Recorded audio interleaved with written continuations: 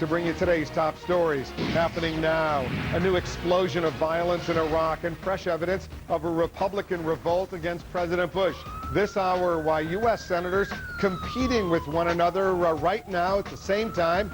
They don't want a troop buildup. We'll tell you what's going on. And on the eve of the President's State of the Union address, has Mr. Bush gotten serious about ending America's addiction to oil? We'll get a sneak peek at his new strategy. Plus, two men and a former First Lady. They're the latest members of a crowded presidential field, but only one of them is sucking the oxygen away from the others. This hour, the Clinton factor, and our brand new 2008 poll. I'm Wolf Blitzer. You're in the Situation Room.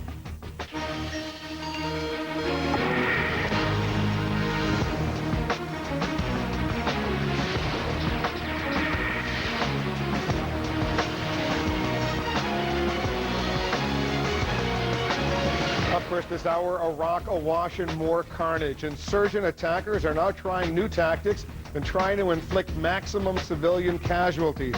At least 88 people were killed in twin car bombings at an outdoor market in Baghdad today. Officials say metal objects were packed into the explosives, ripping into flesh and leaving body parts everywhere. Hours later, another dozen people were killed in an attack at another marketplace north of the Iraqi capital.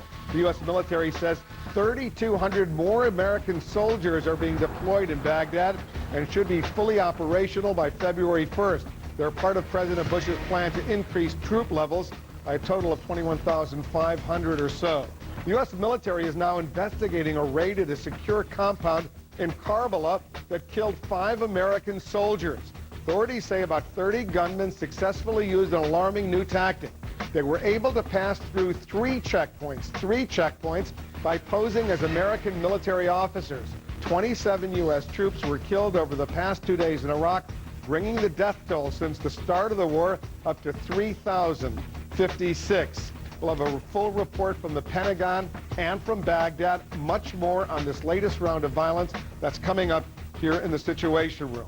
On Capitol Hill right now, Republicans are sending new and powerful messages to President Bush about this worsening situation in Iraq and about the president's plans for a troop buildup. Let's go to our congressional correspondent, Dana Bash. Dana? Well, just in the last hour, we had 2 significant events happening simultaneously. The latest and clearest signs that the president certainly has his work cut out for him when it comes to his own party's support of his plan to increase troops in Iraq. Let's start with the Senate side. One of the most influential senators when it comes to military matters, John Warner, the former Armed Services Chairman in the Senate, the senior senator from Virginia, he teamed up with a few other Republicans and a conservative Democrat to offer a new resolution making clear, and I'm quoting, the Senate disagrees with the plan to augment our forces by 21,500. Now, Warner, until this fall, had been a strong supporter of the president's strategy in Iraq, but now he says that he does not think it's a good idea to add more U.S. troops to what he calls an increasingly sectarian war. The purpose of this resolution is not to cut our forces at the current level or to set any timetables for withdrawal, but rather to express the genuine, and I repeat, the genuine concerns of a number of senators from both parties about the president's plan. Now, Warner's resolution borrows heavily from some of the recommendations of the Iraq Study Group, saying that the strategy in Iraq should be to focus on encouraging Iraqi leaders to make political compromises and also focus on training Iraqi forces. Now, Warner was asked why he thinks the president will listen to this kind of non-binding resolution. Warner replied, "I accept the president at his word. He did not once, twice, but 3 times say that he will listen to the ideas of others." Meanwhile, at the exact same time on the House side, the House Republican leadership had their own press conference, and they said that they actually do support the president's plan to send more troops to Iraq, but they also say that they want the president to give Congress progress reports every 30 days on how the Iraqi government and military is doing and if the Bush administration is meeting its goals. Well, I've made it clear to the president that the support on the Hill amongst Republicans is still strong. But there are a lot of members of our party who are skeptical that the plan will work because of its dependence on the new Iraqi government stepping up its activities. And as a result, I thought that more needed to be done to engage our members. Now, Republican leadership aides in the House tell us that there has been a lot of pressure on the Republican leadership there by many in the rank and file who are very concerned about the president's strategy in Iraq to do something, to somehow make a public statement or challenge the White House on the strategy. So this is the compromise that they came up with. The fact that many in the conference, the Republican conference, support the idea of sending more troops. Many disagree. So what they have decided to do is just say simply to the president that he needs to keep the Congress updated every 30 days. And it's also, they say, a challenge to the new Democratic majority because they want the Speaker Pelosi and the other Democrats to sign on to this idea too. As John Boehner said today, the two options are either challenging the president to give progress reports or cutting funding for the war. And as the Speaker and other people have said, they simply, at this point, the leadership and the Democratic side does not support that kind of dramatic step. Wolf. Several competing resolutions already emerging on the Hill. Dana reporting. It's worth noting today that at least one Senate Republican who had been wavering on the president's plan for a troop buildup now says he supports it. That would be David Vitter of Louisiana. He says he backs the plan as what he calls a final attempt to stabilize Iraq. Some sharp words today, on the other hand, from a Senate Democrat making the case that the Bush administration should simply commit more of its military might to hunting down Osama bin Laden. Listen to what Senator Byron Dorgan of North Dakota said on the floor today. He came to the Congress. Does anybody hear anybody talking about Osama bin Laden? Or perhaps better described, Osama bin Forgotten these days? Nobody wants to talk about it. Senator Dorgan says al-Qaeda killed thousands of American citizens and eliminating its leadership should be the primary interest of the United States right now. Let's turn to the jam-packed race for the White House. On the Democratic side, the field has now grown by two.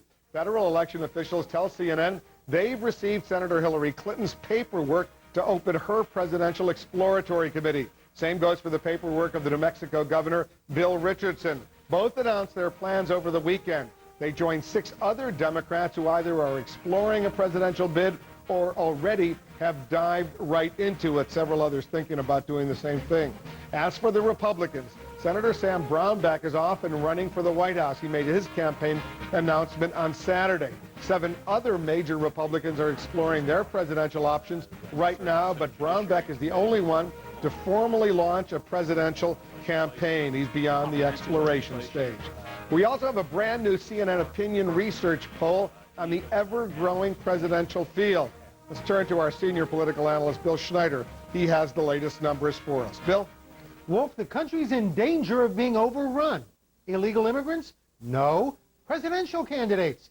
3 more over the weekend. Let's try to sort them out. This presidential race is beginning to look like American Idol. 2 more Democrats just got in.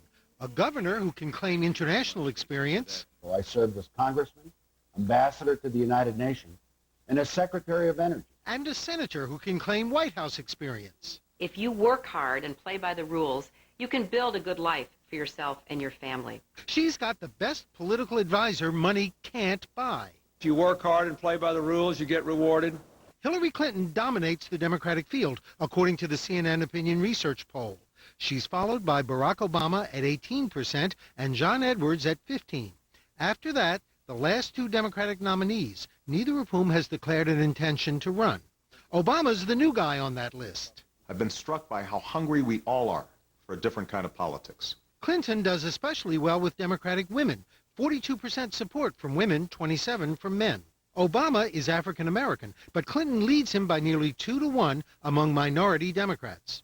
In the Republican race, 2 frontrunners, Rudy Giuliani with 32%, John McCain with 26%. No one else in double digits. Older Republicans prefer McCain, the Vietnam War hero. Younger Republicans prefer Giuliani, the hero of 9/11. First report I got of September 11, back on September 11, was a twin-engine plane hit the North Tower. Do conservatives prefer one over the other? No. That's the opening Brownback is hoping to exploit. I am a conservative, and I'm proud of being a conservative, but I'm a conservative that believes in addressing problems, not ignoring them. There are 3 frontrunners in each party. For the Democrats, Clinton, Obama, and Edwards, and they all face questions about their electability. For the Republicans, Giuliani, McCain, and Romney, they all face questions about their conservatism, which is why so many other candidates think they have a chance.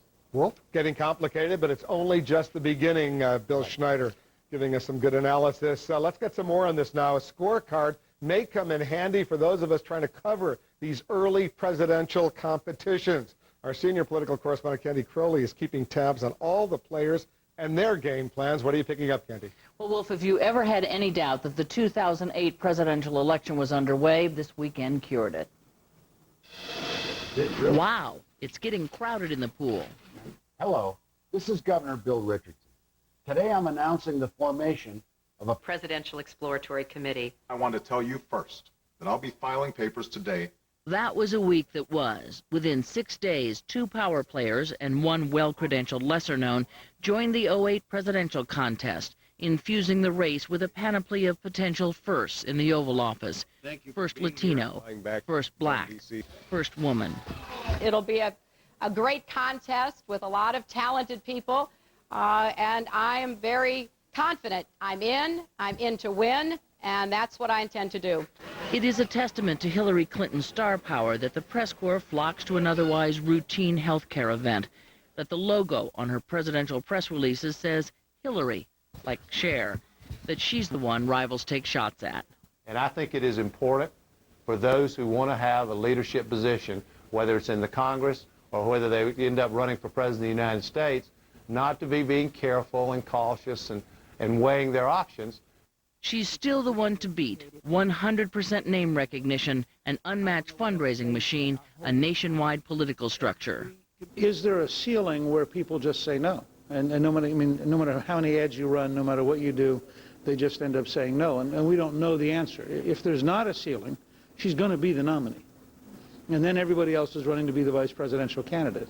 And if the question is whether she has peaked, the other question is whether he is ready.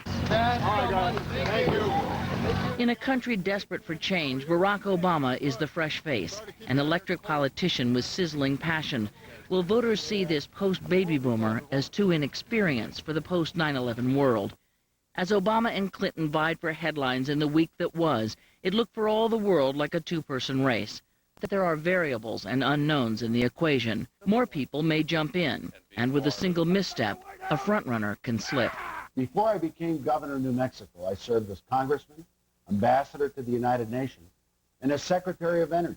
Lesser knowns can become known. 12 months until the first primary.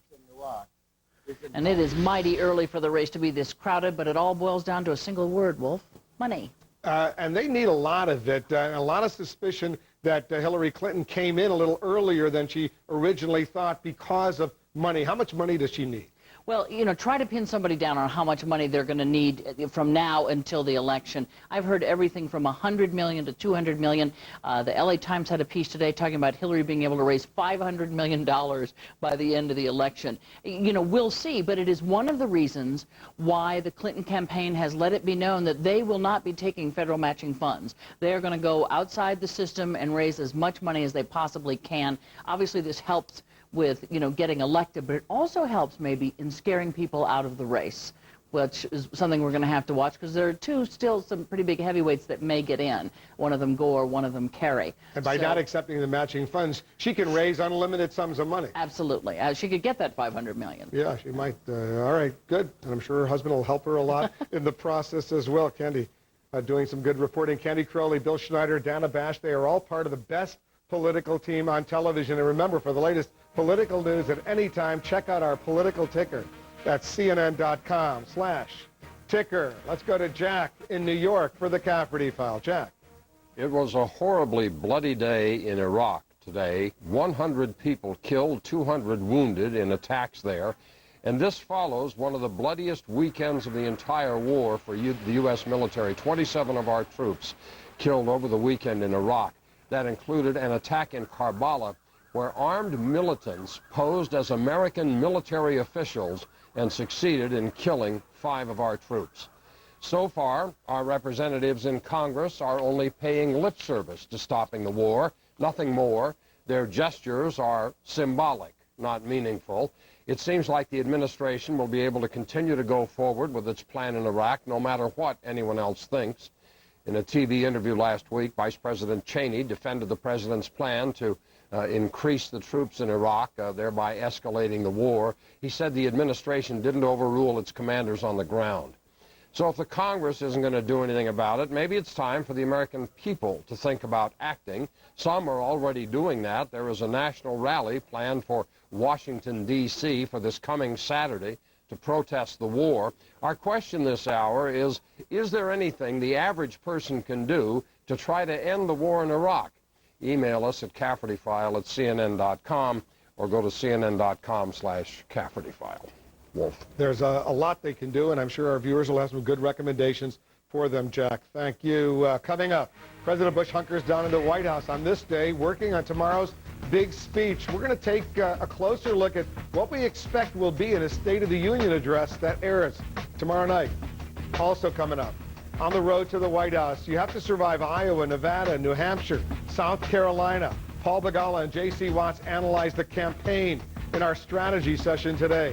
And later, she's the daughter of the Speaker of the House. Alexandra Pelosi joins us to talk about her new film on God. We'll talk a little politics. We'll talk about her mom. All that coming up right here in The Situation. A week ago. The Situation Room, brought to you by Verizon Wireless.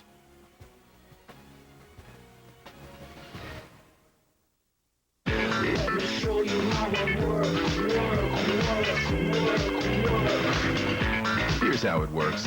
Get the nation's slimmest smartphone for only $99.99. theCUBE.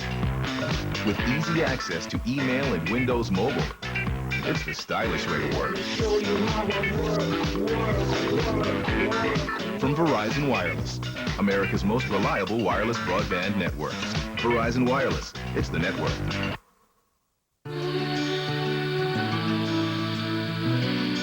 Escape to a world of vibrant color, captivating design, and luxurious style with Stainmaster Carpet. Experience a whole new era in style and beauty for your home. Stainmaster Carpet, always stylish, always beautiful. For a retailer near you, visit Stainmaster.com. That is stunning. You gotta put that on the fridge. Thank you. For what? For this, for everything. On my budget, most agents would have given up on me. You must have shown me 20 different places.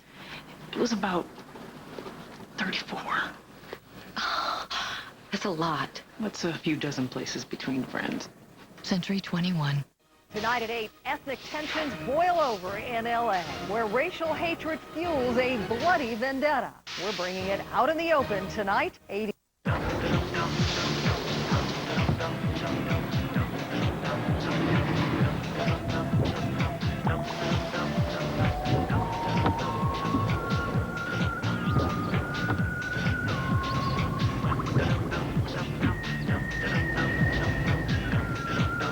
Cars are fun. Shopping for them should be too. VHICS.com. Just click Autos on Comcast.net.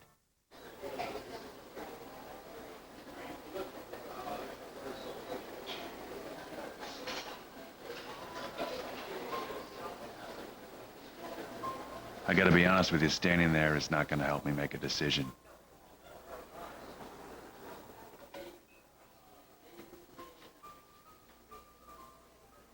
I'm gonna need you to back off. Go way faster than DSL with Comcast high-speed internet. It's Comcastic. The State of the Union to a Democratic Congress. Larry King tomorrow at midnight. As President Bush prepares to give his State of the Union address tomorrow, only about one-third of Americans, 34% to be precise, approve of the way he's doing his job. With Iraq weighing heavily on the Bush White House, the president is expected to try to refocus on some key domestic issues in his big speech tomorrow night. Let's bring in our White House correspondent, Ed Henry. Ed, what are you hearing? Well, CNN has learned that the president has now had at least 3 run-throughs of this big speech. The first one on Friday in the Old Family Theater in the East Wing of the White House. The second practice session came on Saturday. Then the president spent all weekend at Camp David tweaking and editing this speech. Senior aides say they expect a third one probably this afternoon, maybe a little more practice tonight. What's interesting is early on we heard this speech was going to be shorter, but as they've been tweaking it, we now understand it's running 40 minutes plus, which is just about where it was last year. Now, as for the substance, top aides still maintain this will not be a laundry list of sort of bite-sized policy initiatives. Instead, the president trying to pick off just a few thematic approach, just a few big issues, try to be big and bold in the final couple of years of his presidency. Whether or not he delivers on that, of course, another question. But politically, this enables the president to try to broaden the focus beyond just Iraq, which is weighing him down so much. It also lets him try to show that the difficulties in Iraq are not preventing him from dealing with domestic issues like health care, education, as well as immigration. Here's White House Press Secretary Tony Snow. George W. Bush as a president is not somebody who is going to cease to be bold because there's been, because right now people are concerned about the progress of the war. Instead, he understands his obligation as commander-in-chief is to go ahead and address forthrightly big problems and come up with solutions.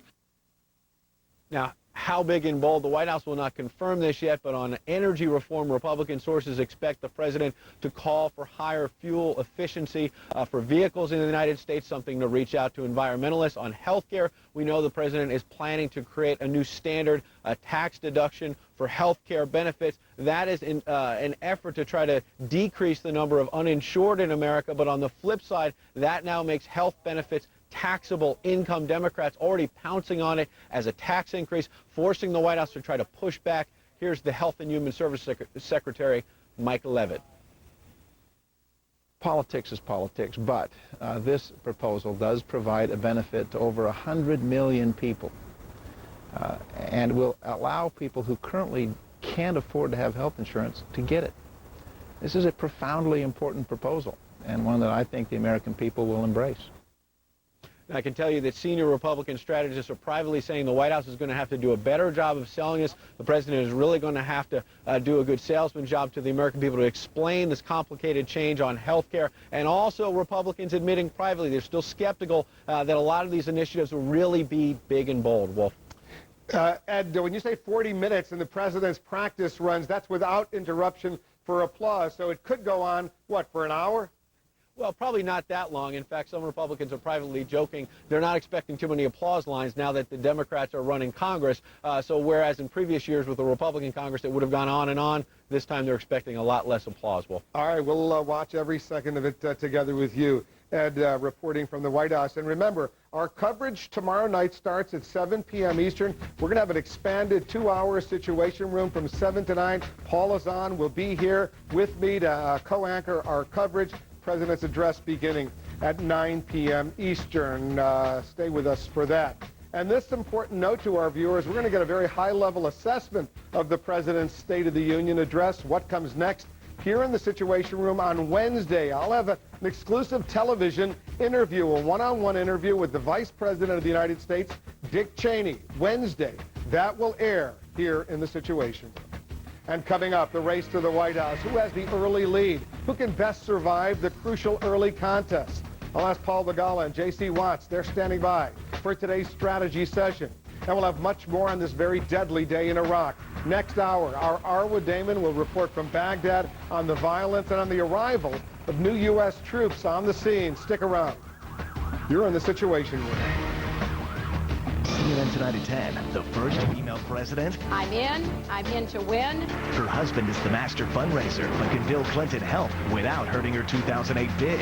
Anderson Cooper 360, CNN Tonight, 10 Eastern. With me, it was love at first sight. With Linda, I think she was looking for a ticket out of Virginia. We bowl, it's good exercise, but my cholesterol was up. So I ate Quaker oatmeal for 30 days. It helped drop it 19 points. That's something to smile about. It's time to play Take on Orbits. This week's winner is you. That's right, you. Save $300 on select 7-night vacations to Mexico, the Caribbean, and Hawaii during the winter getaway sale. Just Orbits and go. Always use protection. I'm here to talk about the Sprint network. Assisting me is Henry Alshman, attorney. Sprint has the largest voice calling area. And the largest mobile broadband network. No one has a more powerful network. It even protects us from meteors. Well, that's the word on the street.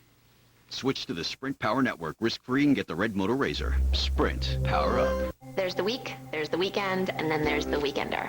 Friday, Saturday, and Sunday, the subscription from the New York Times, I love it. Like your whole weekend's just started. It's come a little early. So the deal is you call the 1-800 number, and then you get Friday, Saturday, and Sunday for $3.25, which is half off, which is pretty crazy. So you get the Friday paper, and boom, you're right into the weekend. Saturday.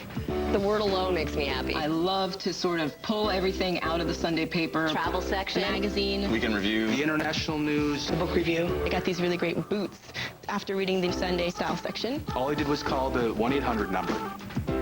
I'm not one of those call now people. Call! You should call now. I love to have the New York Times delivered. Who doesn't like to save money? Call now because it's a great deal. It's like having a table of contents for everything in the world. I mean, how much would you give for that? The Weekender subscription from the New York Times. Get it now for as low as $3.25 a week. Call 1-800-727-7464. Who doesn't like to start the weekend a day early? CNN Tonight at 10. The first female president. I'm in to win. Her husband is the master fundraiser, but can Bill Clinton help without hurting her 2008 bid? Anderson Cooper 360. CNN Tonight, 10 Eastern.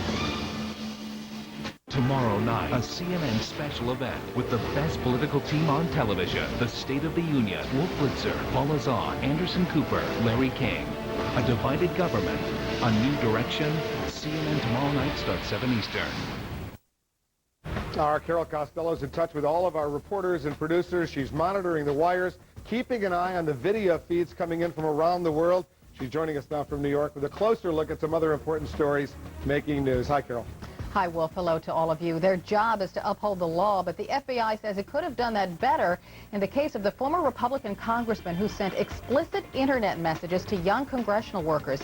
That's the conclusion of a Justice Department report. It says the FBI should have acted instead of declining when it learned Mark Foley sent the messages to a former House page.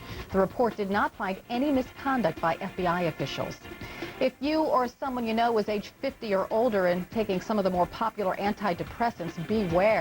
A new study from Canadian researchers says older people taking antidepressants like Zoloft, Prozac, and others face double the risk of bone fractures. However, the study says more research is needed to actually confirm this and that the risk of bone fracture should be balanced against the positive, beneficial effects of these drugs.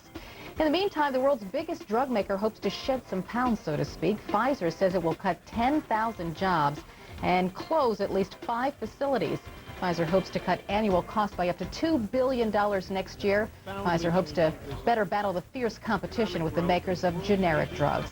Let's look at the headlines right now, Wolf. All right, we'll see you in a few minutes, Carol. The people who hope to replace President Bush are out making moves. But as virtually anyone can tell you, the road to the White House used to and always still does, at least for now, wind through New Hampshire. Our national correspondent, Bob Franken, is joining us from Manchester, the state capital. Bob? Well, it's a well-worn road already, Wolf. The candidates have been coming here over and over because New Hampshire has a tradition that goes back a long, long time to 1920 with its first-in-the-nation primary. In exactly 1 year from today, the first primary of the 2008 presidential race takes place here, and the candidates are already coming out of the web work, but they'll need to leave their computer screens. They need to come here, and they need to talk to us and let us know that we're going to see some real changes and real benefits to the people of the state and the country. The people of New Hampshire are often belittled as too small a number, too white, too quirky perhaps to have such an influence on the presidential race. But these supposedly atypical people have the very typical belief that the State of the Union, their union too, is in need of an overhaul. We have to find a strong candidate who is willing to talk about the things that we ought to be doing in this country. Interestingly, the concerns seem to go far beyond the war in Iraq. More a general feeling that the State of the Union is a state of discontent. And they're looking for candidates who can address that discontent face to face. There's always multiple candidates running, and I really feel that we have a chance as citizens of New Hampshire to really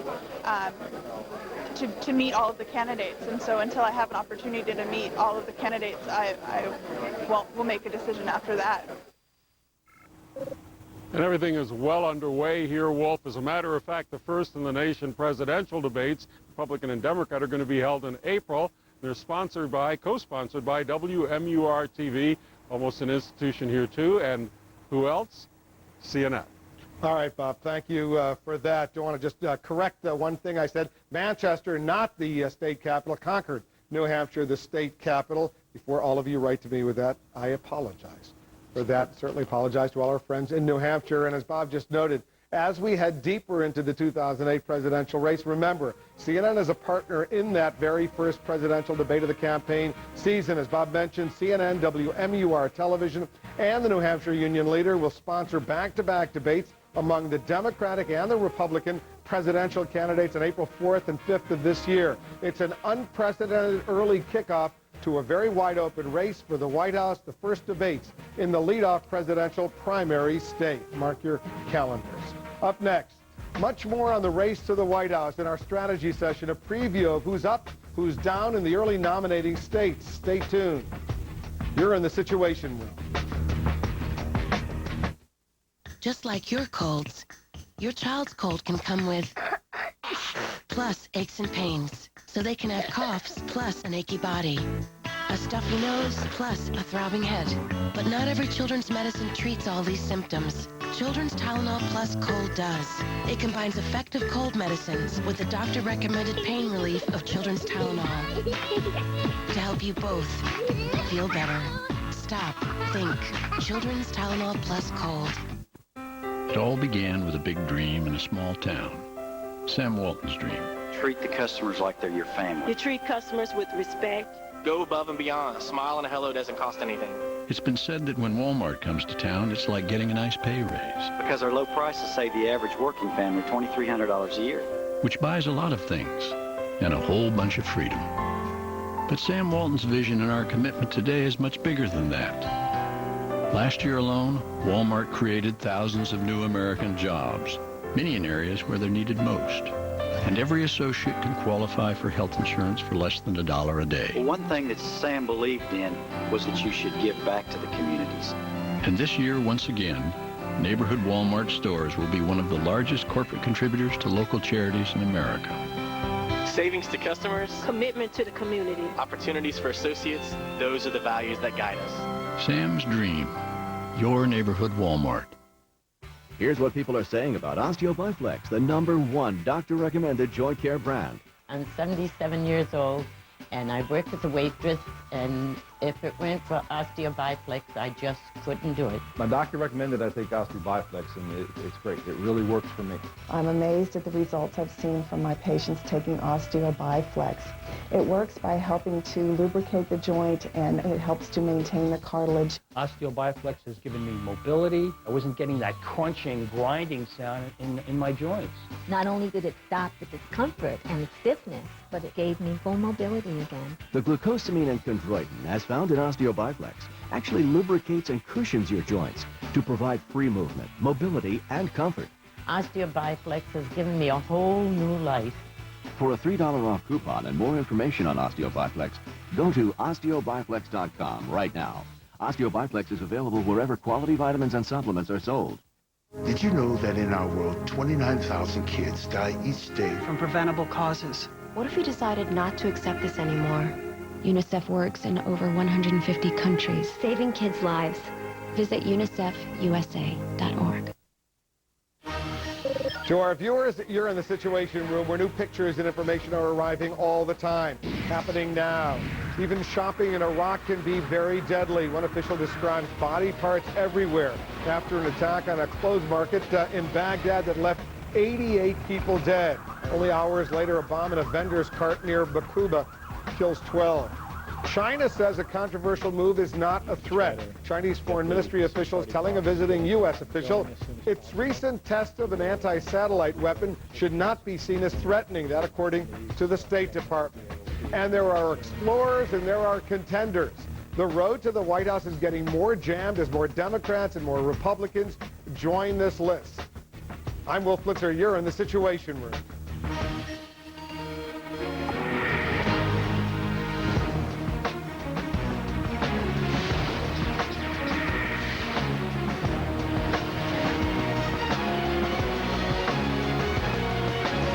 It's a rare moment in politics. Right now, a well-known Hispanic, a woman, and an African-American are all making moves for the White House. The three Democrats who've joined an ever-growing list of presidential prospects, one that also includes a growing number of Republicans. Here to discuss that in our strategy session, our CNN political analyst.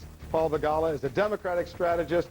J.C. Watts is a former Republican congressman from Oklahoma. Let's take a look, Paul, at the Democratic side first in our brand new CNN Opinion Research Corporation poll. If you take a look at the front runners, Hillary Clinton with 34%, Barack Obama 18%, John Edwards 15%, Al Gore is not even running, at least not yet, 10%, everybody else in single digits, as you can see right there. As a political strategist, a year before New Hampshire, exactly a year before New Hampshire, what, if anything, does this mean? Well, it means a couple of things. Hillary is the front runner. And that's not altogether good news for Hillary. I mean, look, I support her. I worked for her husband for years, as you well know. You covered us. But, you know, it's hard to be the front runner in the Democratic Party. My party tends to destroy its front runners. Plus, I would caution our viewers to note that this is a national poll of Democrats all across the country. Registered Democrats. Registered Democrats. But we don't have a national primary. We go state by state in a whole variety of quirky systems and interesting places. So I wouldn't read too much into that. It's good news for Hillary. You'd still rather be first than last. But uneasy lies the head that wears the crown in my party. Let's take a look, J.C., at the Republican side. Among registered Republicans, Giuliani at 32%, John McCain at 26%. They're 1 and 2. Everybody else down in single digits with Newt Gingrich, who hasn't announced.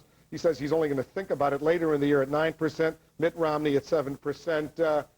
It looks, at least according to these early numbers, a two-man race between Rudy Giuliani and John McCain. Well, and Wolf, I thought the interesting bump in that was Newt Gingrich at 9% replacing Mitt Romney, who has usually been in the top 3 in most of those polls. And I think 2 more members, Duncan Hunter, who is ranking member on Armed Services, and Mike Huckabee, who is a conservative governor out of Arkansas. I think those are 2 other people we should watch. But even though they're only at 1% right now. They're only at 1%. I think there's plenty of time here. As Paul said, the front runner's always going to be, you know, the target, and you're going to be getting punched every day. But John McCain, Rudy Giuliani, they're going to be up there. But I thought the interesting thing in that poll was Newt Gingrich moving up to 3rd, or in the 3rd place finish. Very interesting. He's a formidable politician, as all of us know, as you remember very well. Let's talk about some of the early states. Iowa, the earliest of the early. As far as these numbers are concerned, knowing what you know about Iowa, what do you make? Iowa is the hardest place to poll. Actually, before we came out, I pulled Bill Schneider aside, our CNN polling guru, and he agreed with me. It's awfully difficult to poll. And Hillary's at a big disadvantage there because, first, her husband did not run in the Iowa caucuses in 1992. Is it because the dynamics of a caucus or because the nature of the Democrats in that state? Well, both. But first, the dynamics of the caucus. There's 1.9 million people eligible to participate in the caucuses. Last time around, only 124,331 showed up. That's 6%. So 94% of the people who can participate do not participate. So it's almost impossible to poll. There's 2 major polls out in Iowa. One has Hillary in first place by 11 points. The other has her in 4th, behind by 12 points. So pick it. There's no way to know what's going on. What about on the Republican side? Well, I think you going into those things, if you're in the top 3, it keeps you in striking distance. You've got to be on the ground. You've got to have a presence. But, you know, caucuses are very tricky. I mean, it is a public vote. So, you know, it's hard to kind of get your hands around that or to tangibly be able to measure that sometimes. So it's a caucus. It's a tough deal. Normally we would talk about New Hampshire next, but on the Democratic side this time there's a wrinkle. There's another caucus, this time in Nevada. A place that has not held a major presidential caucus, so we have no idea what's going to happen there. There's been some polling, but again, polling in a caucus is really not going to be accurate at all. Smart money in Nevada particularly is looking at John Edwards. He's got very strong union support. He's been out there a whole bunch. He's the person a lot of Hillary Clinton supporters think could be an even bigger threat to her than Barack Obama. And then also look at Bill Richardson, who you mentioned a moment ago, the New Mexico governor, the first Hispanic to run for president in a major, in a serious way in my party. he's going to do very well in Nevada. So that's going to be a really interesting place to go. Well, the Republicans don't have to worry about Nevada, but they do have to worry about New Hampshire, and there's a lot of history in New Hampshire. What do you make of the New Hampshire primary, the first primary in the nation, and the Republican side? Well, Wolf, I think on both sides, Republican and the Democrat side, I think it's an interesting atmosphere. I think the voters are in somewhat of a funk. The Iraq War has forced them to hone in on politics probably a little more than they would at this time of the year.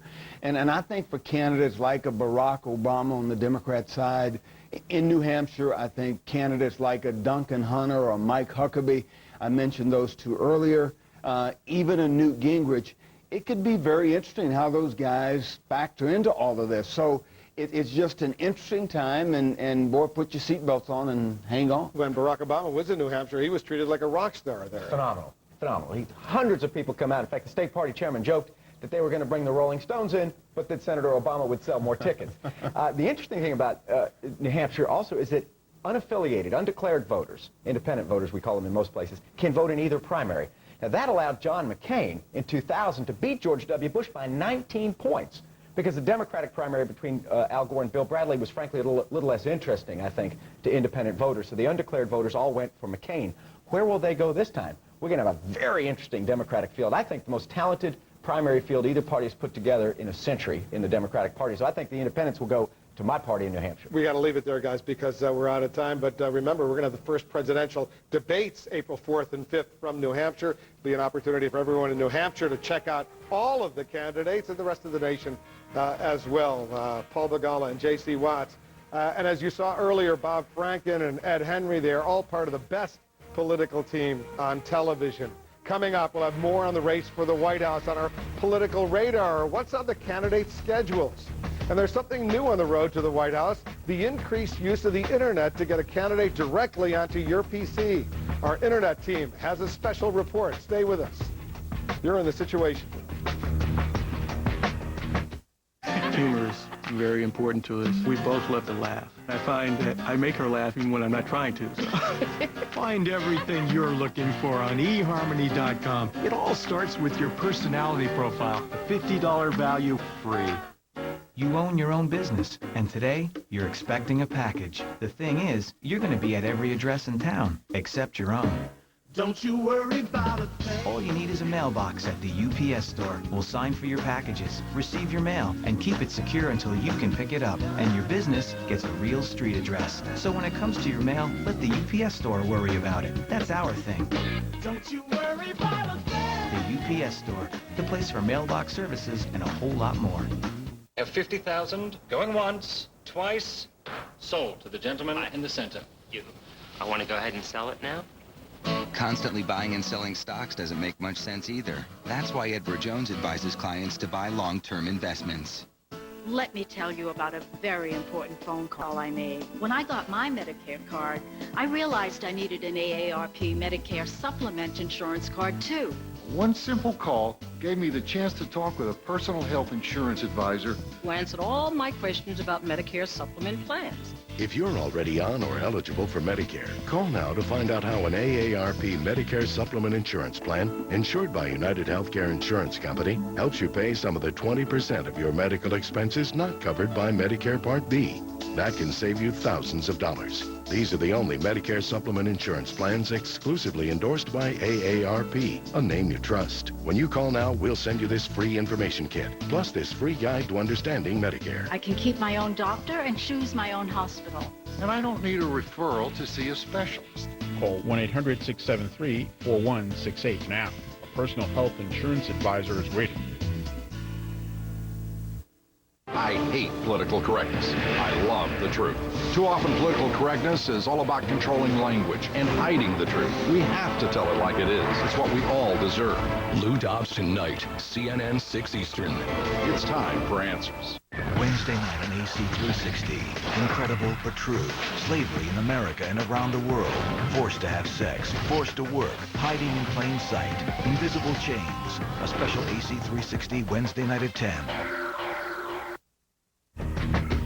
Senator Hillary Clinton is the third Democrat in the last week to use the web to launch a possible presidential bid. But among more than a dozen Democratic and Republican hopefuls, which ones are doing the best job of engaging the public online? Let's bring in our internet reporter, Jackie Schechner, with the story. Jackie? Well, so far, the Democratic presidential hopefuls are doing more with their websites than Republicans.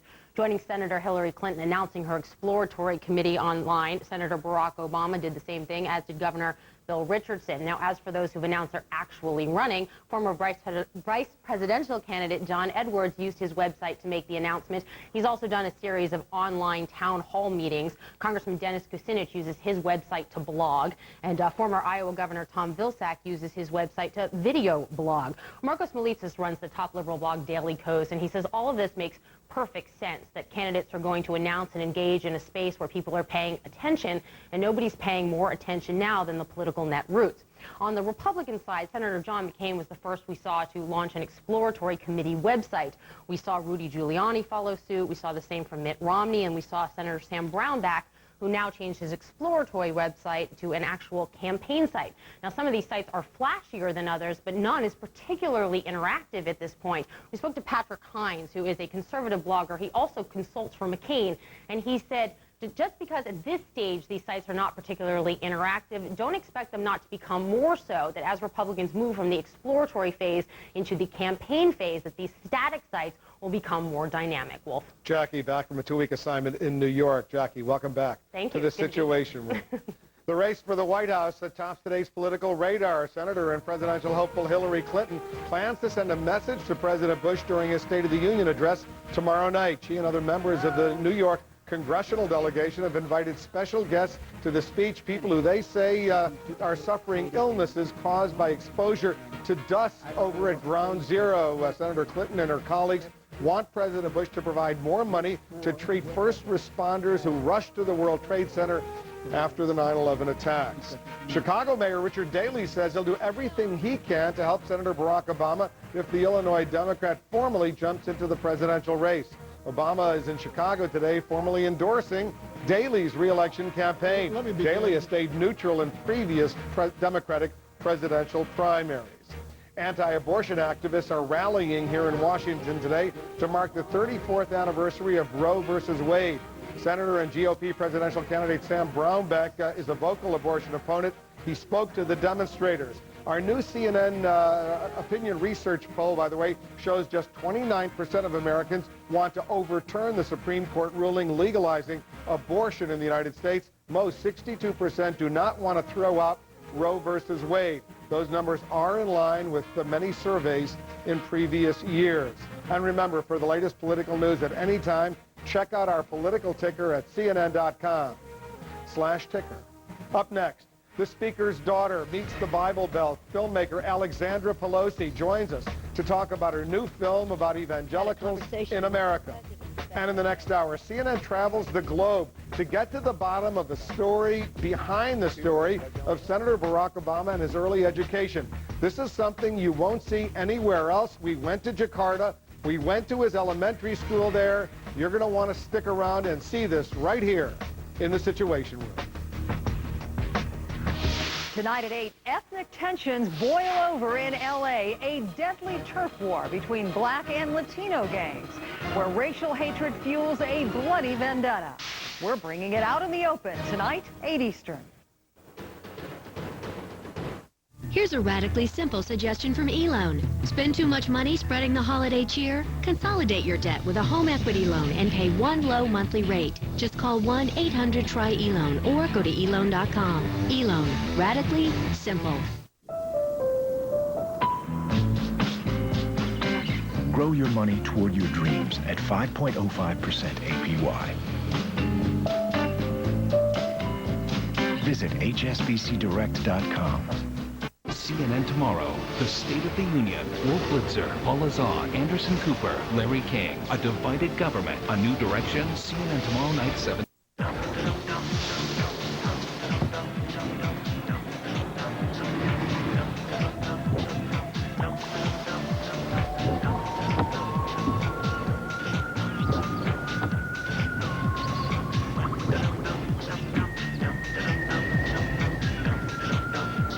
Cars are fun. Shopping for them should be too.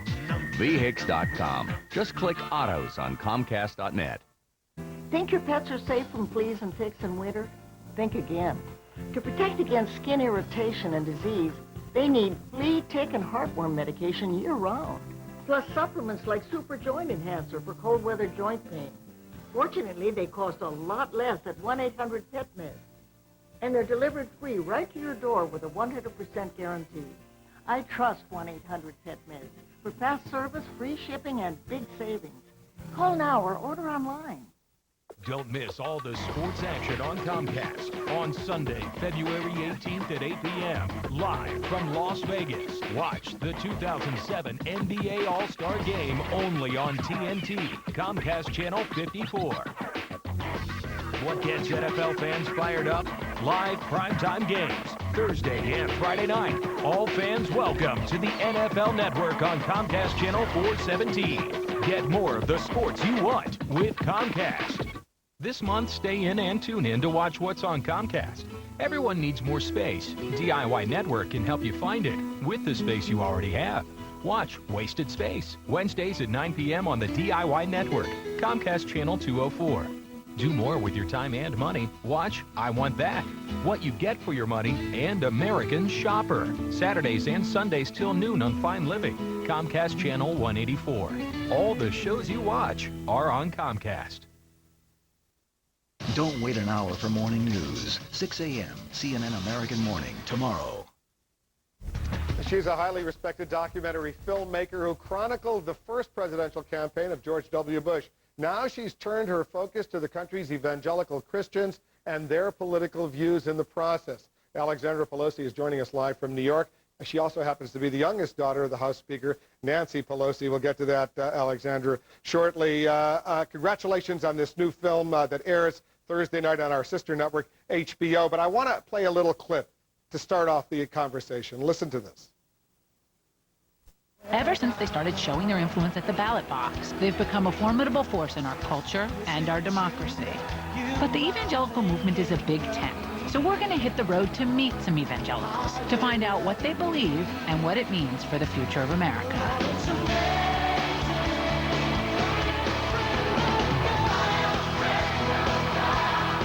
They're singing a song, I am a friend of God, I am a friend of God. Well, what's the bottom line in a nutshell? What did you discover, Alexandra? Well, I think we spend a lot of time on cable news channels talking about who these evangelicals are and what their influence may be in the next presidential election. So I hit the road to go try and meet some, to talk to them about what they believe and whether or not there is a cultural divide in this country. It seems like there's a growing trend, at least among many evangelicals, to get beyond some of the traditional issues, worry about the environment, for example. Did you discover that? Well, I focused mostly on the 50 to 80 million evangelicals that are more conservative, that had more influence in helping reelect George Bush in 2004.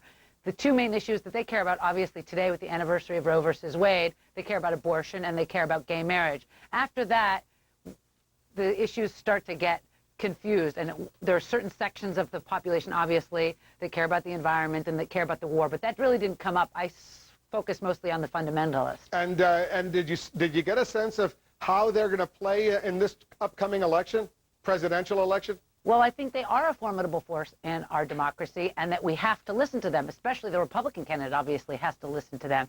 And they go to church every Sunday, and they're organized, and they're mobilized, and they're getting together to talk about what is important to them, and they will be a force, so we do have to listen to them in every election. Tell us something about your mom, the Speaker of the House of Representatives, that our viewers may not necessarily know. Gosh, how much time do you have? Yeah, 30 seconds.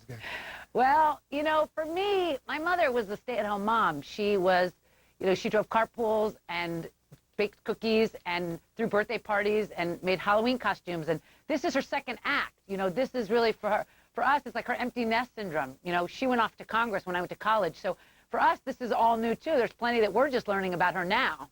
And you must be so proud. Your mother is the Speaker of the House, and you have a new baby, so congratulations to you on that as well. Congratulations on the film. It's entitled Friends of God, A Road Trip with Alexandra Pelosi. Good work. Thanks very much for coming in. Thank you for having me. And it airs on our sister network Thursday night, 9 p.m.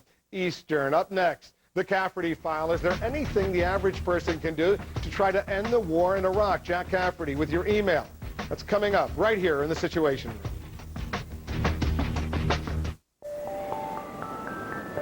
The Arctic ice is shrinking at a record pace. Electricity used by lighting is one of the biggest sources of CO2 emissions.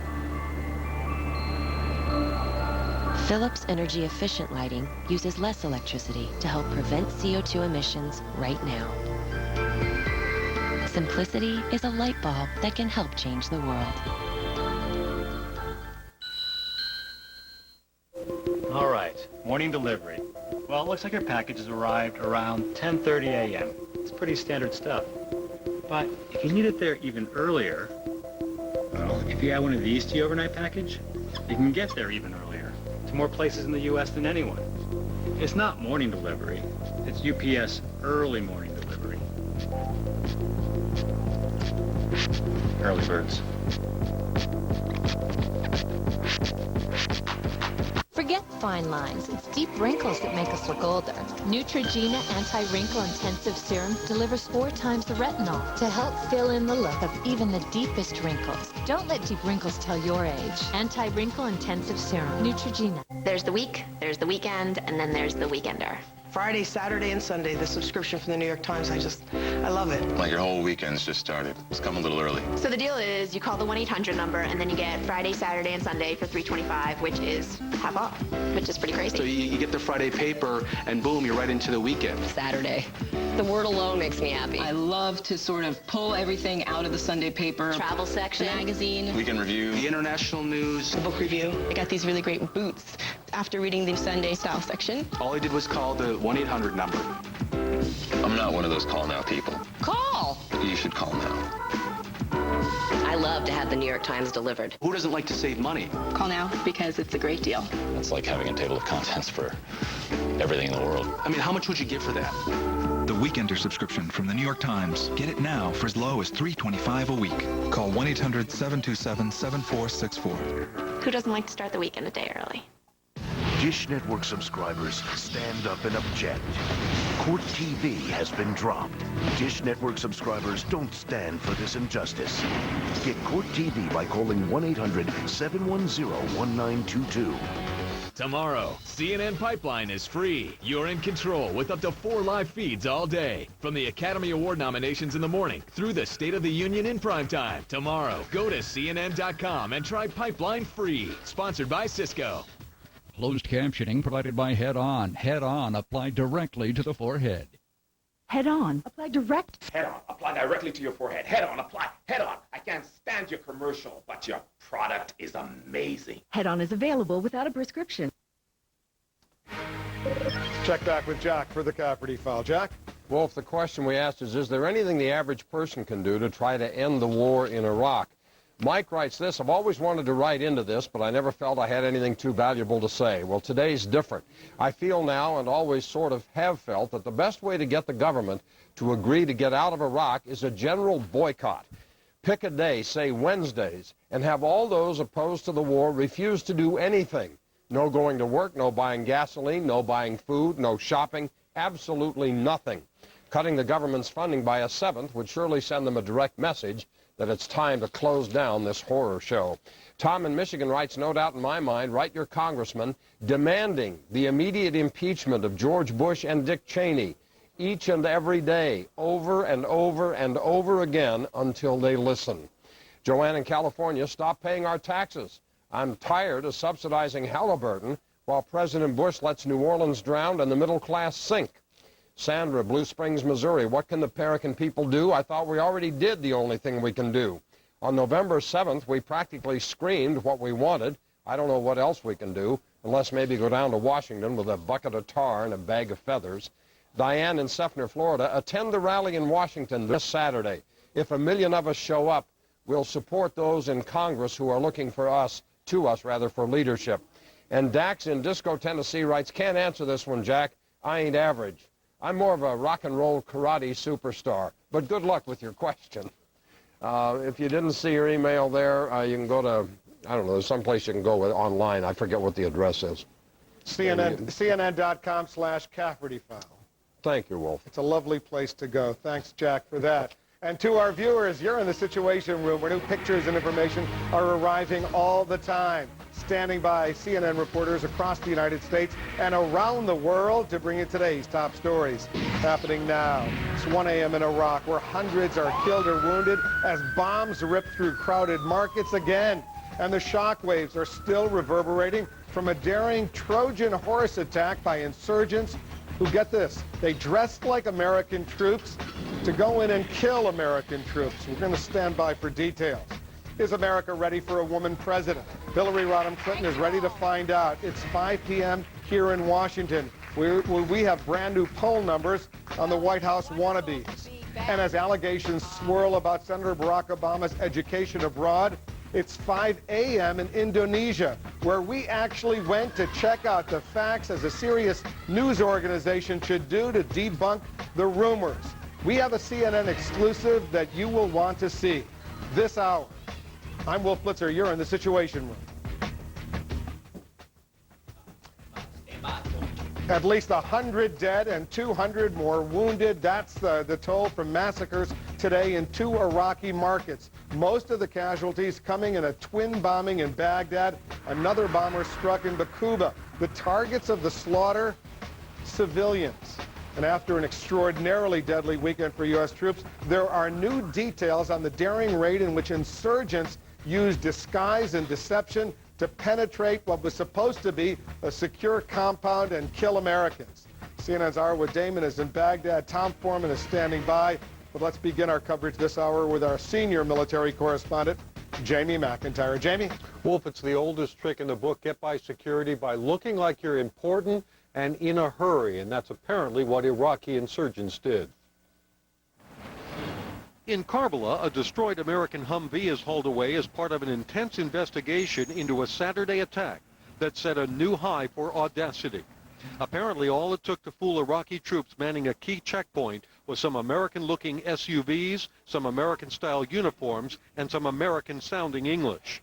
Flashing fake IDs, the convoy, carrying about 30 gunmen, was able to pass through a series of Iraqi checkpoints and get right to a building where about a dozen U.S. troops were reviewing security plans for an upcoming religious pilgrimage to the city. According to the U.S. military, what's called a Provisional Joint Coordination Center, a place where the U.S. routinely meets with local Iraqi forces, was hit with grenades and small arms fire. 5 U.S. soldiers were killed, 3 more wounded.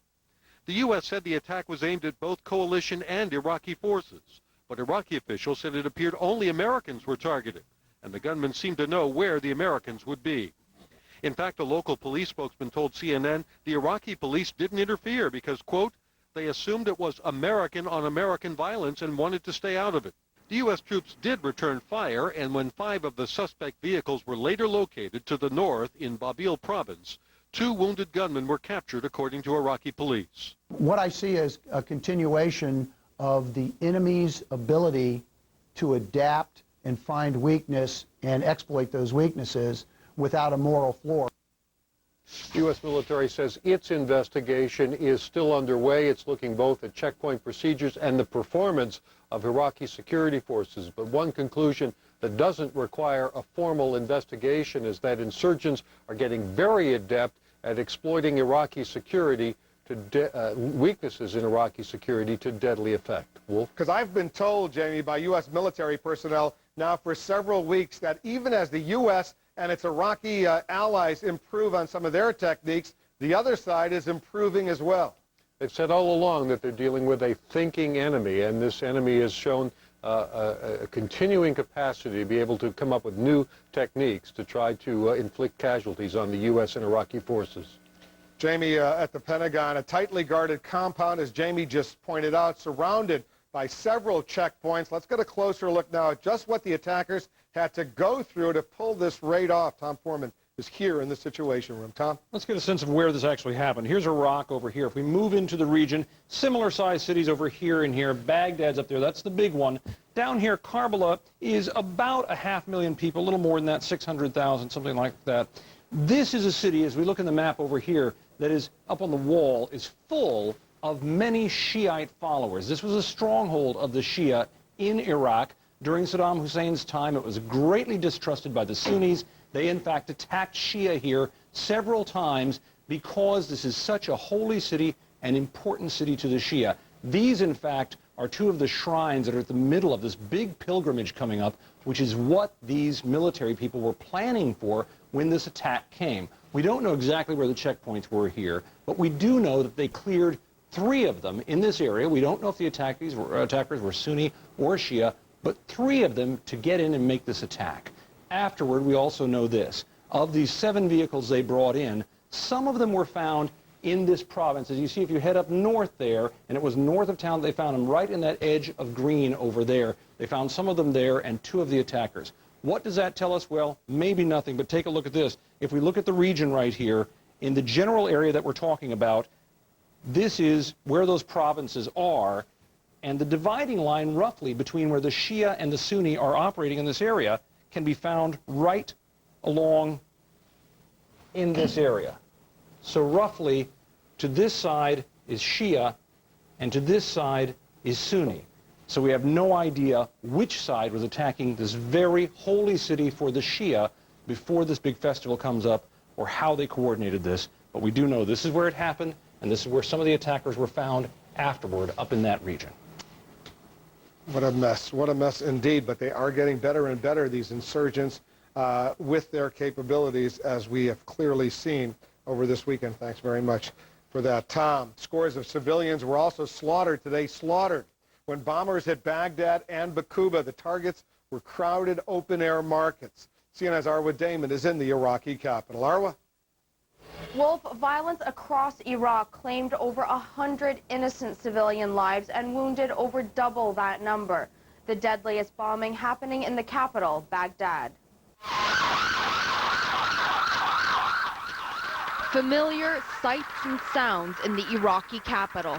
Explosions, sirens, mayhem. Insurgents striking once again in the heart of Baghdad, this time hitting one of the city's main marketplaces for the 3rd time in as many months, an area mainly frequented by Baghdad's impoverished Shia population, leaving scores dead and wounded. 2 midday car bombs exploding seconds apart, tearing into the second-hand clothing section of the market. The dead and wounded rushed to hospitals already stretched to the limit. Here at Al-Kindi Hospital, frantic efforts to save lives. It's the same hospital where just days ago medics battled to treat the casualties from twin bombings at a university that killed at least 70 students and employees and wounded over 160.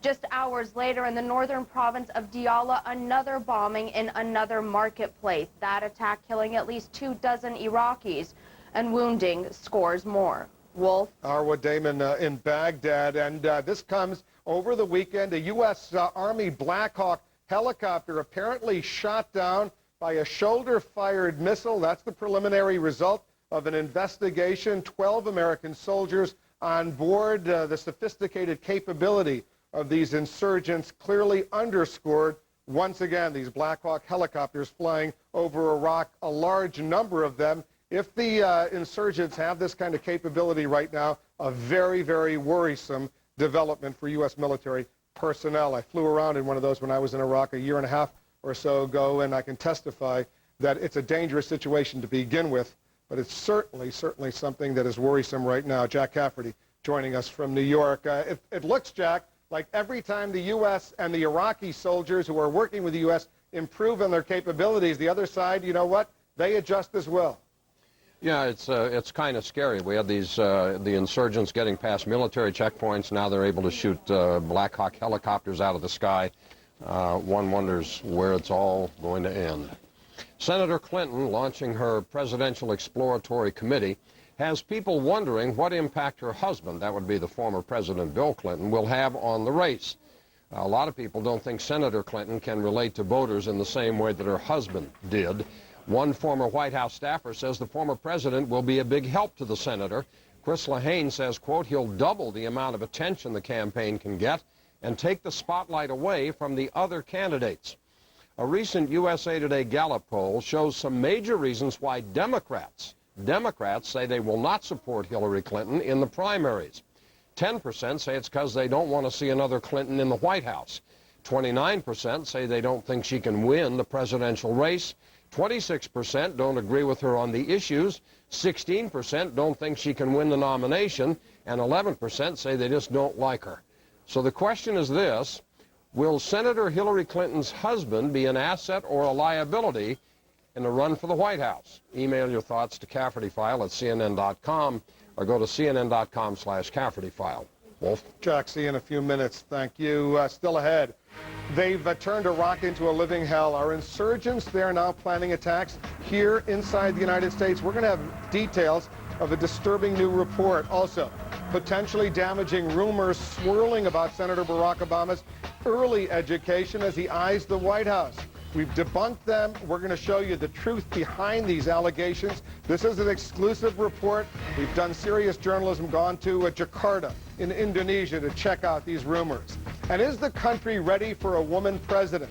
Find out what people are saying and why gender may not be Hillary Clinton's only challenge to overcoming her presidential bid. Stay with us. You're in the Situation Room.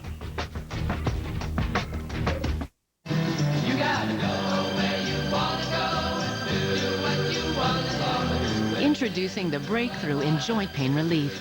New Move Free Advanced, with the formula clinically shown to be 2 times more effective than glucosamine and chondroitin alone. Uniflex protects, joint fluid replenishes, and glucosamine and chondroitin help rebuild your joints. New Move Free Advanced, joint pain relief 2 times more effective than glucosamine and chondroitin alone.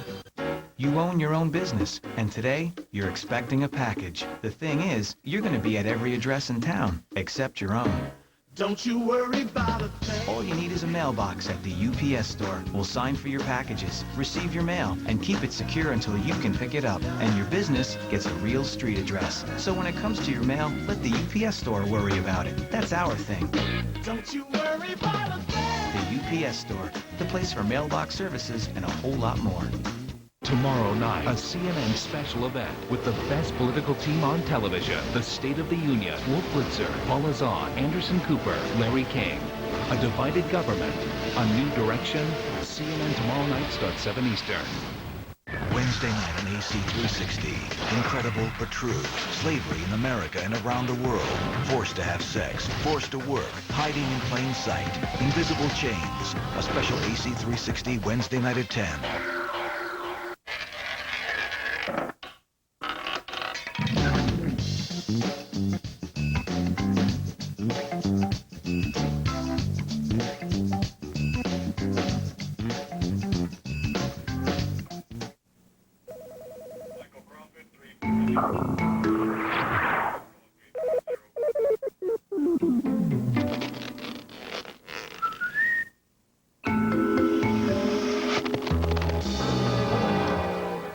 The medicines, the plastics, the materials, things that make modern life modern come from one place, chemistry. Learn more at AmericanChemistry.com.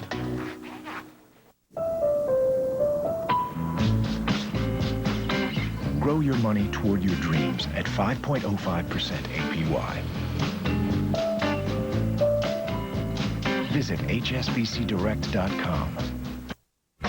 Welcome back. The roster of White House hopefuls growing significantly over the weekend. And we have some brand new poll numbers just out showing who voters say they're likely to support. The CNN Opinion Research Corporation survey finds that among registered Democrats, Senator Hillary Clinton leads with 34%. She just announced Saturday she's forming an exploratory committee. Senator Barack Obama is second with 18%, followed by former Senator and Vice Presidential nominee John Edwards. On the Republican side, former New York Mayor Rudy Giuliani leads the pack among registered Republicans with 32%, followed by Senator John McCain with 26%. Former House Speaker Newt Gingrich has 9%. He has not announced that he's running. He has not thrown his hat into the ring yet, says he'll make a decision later in the year. The likely Clinton candidacy has many people, though, wondering if the country is actually ready for a woman president. CNN's Mary Snow has been looking into that question. She's joining us now live from New York. Mary? Well, Wolf, with Senator Clinton leading in the polls, some say it's a sign America is ready. But they also say women candidates still face more scrutiny than their male counterparts. Promise of America. Senator Hillary Clinton hopes to make history, but is America ready for a female commander-in-chief? The White House answered that question today. I was asked a question, do we think a woman could be elected president? The answer is yes. 60% of people surveyed in the CNN Opinion Research Corporation poll said America is ready for a woman president. This New York Democratic leader supporting Hillary Clinton isn't sure. Our biggest challenge, of course, is to get past the issue of being a woman. I mean, no one's going to say it. Maybe I shouldn't even be saying it now. Political analysts say Senator Clinton also faces an image challenge. She doesn't connect to me. She's not warm. She's not like me. And I think she's trying to, sit down, reach out, and talk directly to the American public. Past attempts to do that have hurt her. Flashback to the 1992 campaign and these famous words uttered on 60 Minutes when her husband faced questions of infidelity. I'm not sitting here as some little woman standing by my man like Tammy Wynette. I'm sitting here because I love him. Years later, as First Lady, after the Monica Lewinsky scandal broke, she did stay with President Clinton. How much will that factor in? Experts say that depends on how well she connects with voters, both on her stand on current issues as well as her image. And in that effort to connect with voters, tonight Senator Clinton will face the first in a series of video web chats. Wolf? All right, we'll watch that together with you. We'll have much more coming up in our 7 p.m. Eastern hour. I want to thank Mary Snow for that. Mary's part of the best political team on television. Also want our viewers to know that tomorrow night we're going to have special coverage of the President's State of the Union address. Our coverage begins 7 p.m. Eastern right here in the Situation Room. Paul Azan and I will be co-anchoring our coverage from 7 to 9. The speech begins at 9 p.m. Eastern. And this important programming note as well for our viewers, the next day, Wednesday, I'll have an exclusive sit-down interview with the Vice President of the United States, Dick Cheney. That interview will air Wednesday right here in the Situation Room. She's in, and she's in it to win. Democratic presidential hopeful Hillary Rodham Clinton first told the world using the World Wide Web, but can she manage finally to engage the public online? Our internet reporter Abby Tatton has a closer look at Senator Clinton's freshly launched website. Abby, what do you see? Wolf, in addition to the announcement over the weekend, the site's notable for the opportunities to interact at the newly revamped HillaryClinton.com, an opportunity to submit a first guest blog post on a new blog site for Hillary Clinton, and staff are now going through thousands of entries. And just in the last few minutes, the site has been opened up, inviting people to submit their questions online, questions that the senator will be fielding in the 7 o'clock hour online in a series of webcasts. There'll be 3 going on this week. In addition to all that, there has been blogger outreach from the Clinton camp. Clinton Internet Director Peter Dow, he was brought on board last summer to be a liaison with the blogosphere. Dow tells us that over the weekend he reached out to hundreds of blogs. Now, when it comes to the anti-war net routes, Hillary Clinton is no frontrunner, in part due to her position on Iraq. This continued blogger outreach, along with the multiple opportunities to participate, the message is clear online from Hillary Clinton. Let the conversation begin. Wolf? All right, good report. Thank you, Abby, for that. Coming up, we'll have more on Hillary Clinton. Jack Cafferty wants to know, will her husband be an asset or a liability in a run for the White House? Jack will be back later this hour with the Cafferty File. Plus, a CNN exclusive. We sent one of our correspondents to Indonesia, to Jakarta, to debunk a possible smear campaign against Senator Barack Obama. We're going to show you what we found on the scene. Stay with us. You're in the Situation Room. Tonight at 8, ethnic tensions boil over in L.A., a deadly turf war between black and Latino gangs, where racial hatred fuels a bloody vendetta. We're bringing it out in the open tonight, 8 Eastern. When Dad was first diagnosed with Alzheimer's, I thought, well, what if I have to put him in a nursing home? I talked to his doctor and found out more about prescription Aricept. It's thought that Aricept may reduce the breakdown of a vital chemical in the brain. Aricept is the only treatment approved for all stages of Alzheimer's disease, mild, moderate, and severe. Studies showed Aricept helps with memory and performing everyday tasks. Aricept is well tolerated, but not for everyone. People at risk for stomach ulcers or who take certain other medicines should tell their doctors because serious stomach problems, such as bleeding, may get worse. Some people may experience fainting. Some people may have nausea, vomiting, diarrhea, bruising, or not sleep well. Some people may have muscle cramps or loss of appetite or may feel tired. In studies, these were usually mild and temporary. Don't wait. Ask your doctor about Alzheimer's treatments, including Aricept. If it helps him be more like himself longer, that's everything to us. Phone. Okay, time to get organized. We're gonna need a hand.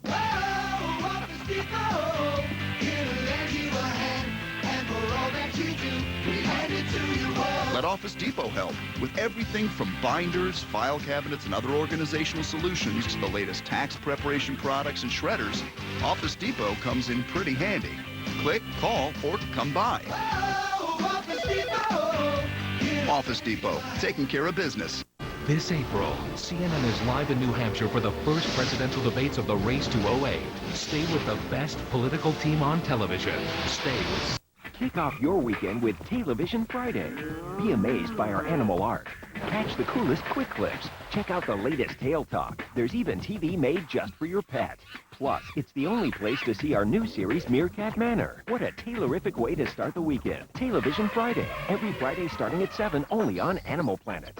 See your Northwest Chevy dealer today, or visit us online at shopforchevy.com and find out more about the 100,000-mile GM warranty.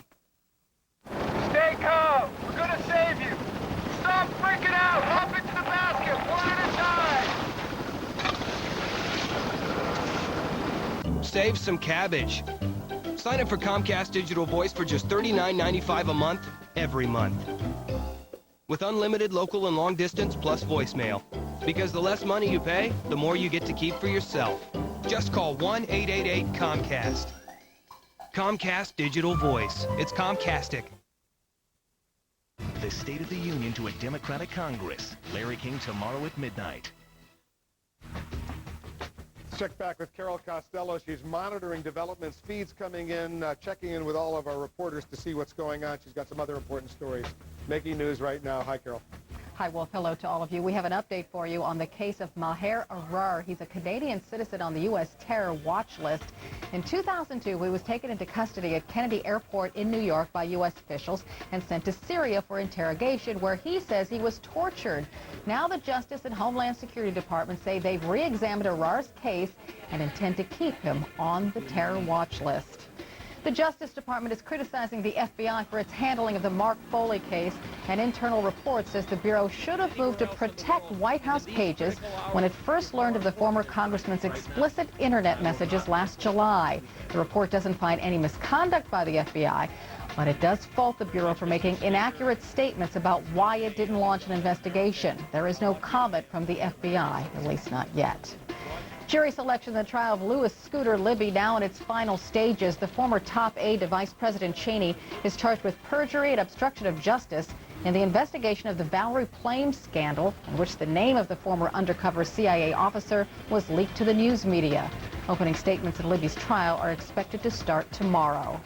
And long lines ahead of new passport requirements. Starting tomorrow, people traveling by air between the United States and Mexico and Canada will be required to have a passport.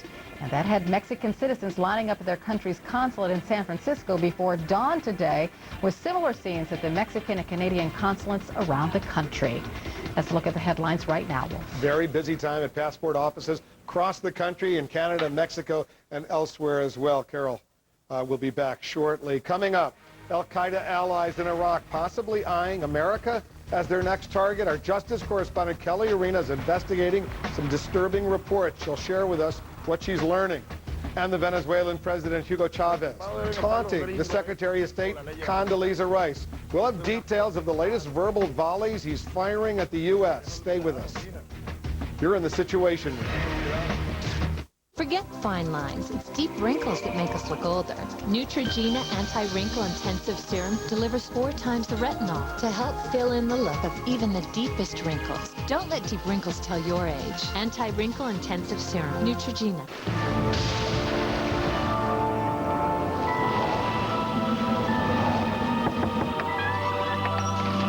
So I've been thinking about the future lately, retirement, and it's kind of confusing because I'm going to need growth, but I'm also going to need income. I think you need the Van Kampen Lighthouse. Look for the right lighthouse. Van Kampen Investments. Call your advisor for a prospectus. Please read it carefully and consider fund objectives, risks, charges, expenses, and other information before investing.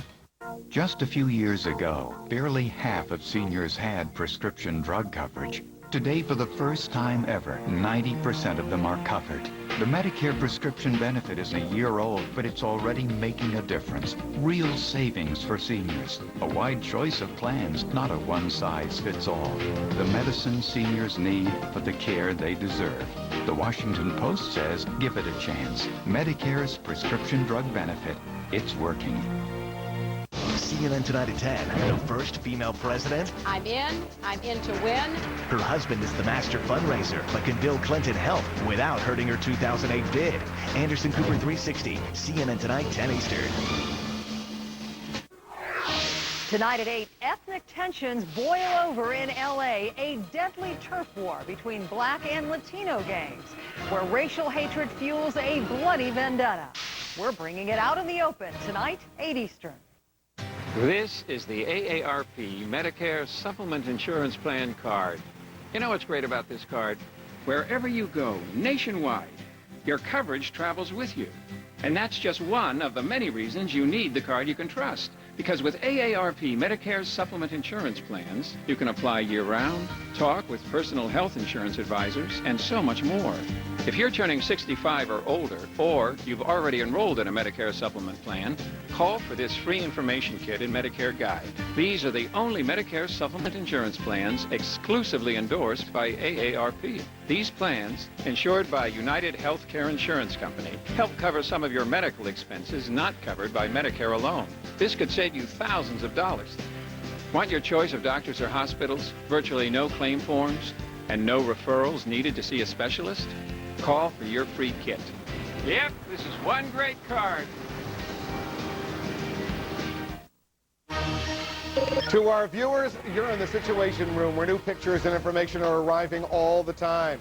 Happening now, a deadly new wave of violence in Iraq, insurgent attacks killing at least 100 people in Baghdad and Bakuba, and leaving 200 people injured.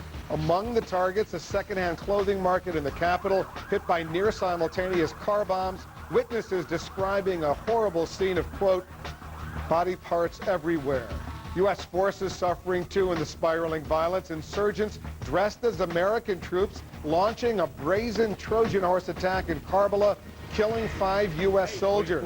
12 American troops killed in the crash of a Black Hawk helicopter over the weekend as well. An Islamist group now claiming on the internet it brought the chopper down. No confirmation of that, although U.S. officials do suspect that Black Hawk helicopter was shot down by a shoulder-fired missile. And we have a CNN exclusive coming up. We went to Indonesia, to Jakarta, to report on potentially damaging rumors about Senator Barack Obama and his early education. We're going to show you what we found. We have details of what could be a smear campaign against the popular Democrat who's eyeing the White House. You're going to want to see this. This is here only on CNN. I'm Wolf Blitzer, and you're in the Situation Room.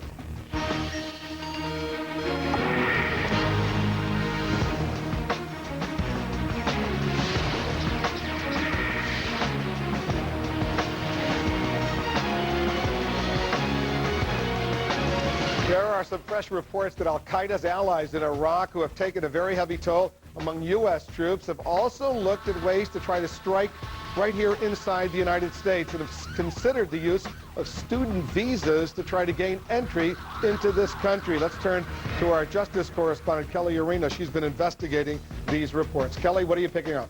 Well, Wolf, here's the deal. About 6 months ago, U.S. forces found documents in Iraq indicating that al-Qaeda in Iraq was planning to attack on U.S. soil.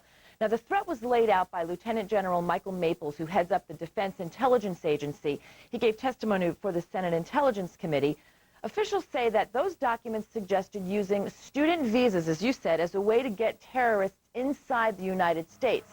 Now, intelligence officials described this plot as more aspirational than operational, one in its very early stages. They say there was no target mentioned, no specifics on what kind of attack would be staged, and the FBI even says for the record that it has no indication of a specific threat at this time. So what's the bottom line here? The bottom line is that this shows that as busy as al-Qaeda and insurgents are in Iraq, they are still thinking about attacking on U.S. soil. Some officials say eventually talk turns into action. We have to be on guard, especially when it comes to a terror group like al-Qaeda. Kelly Arena reporting for us. Kelly, thanks.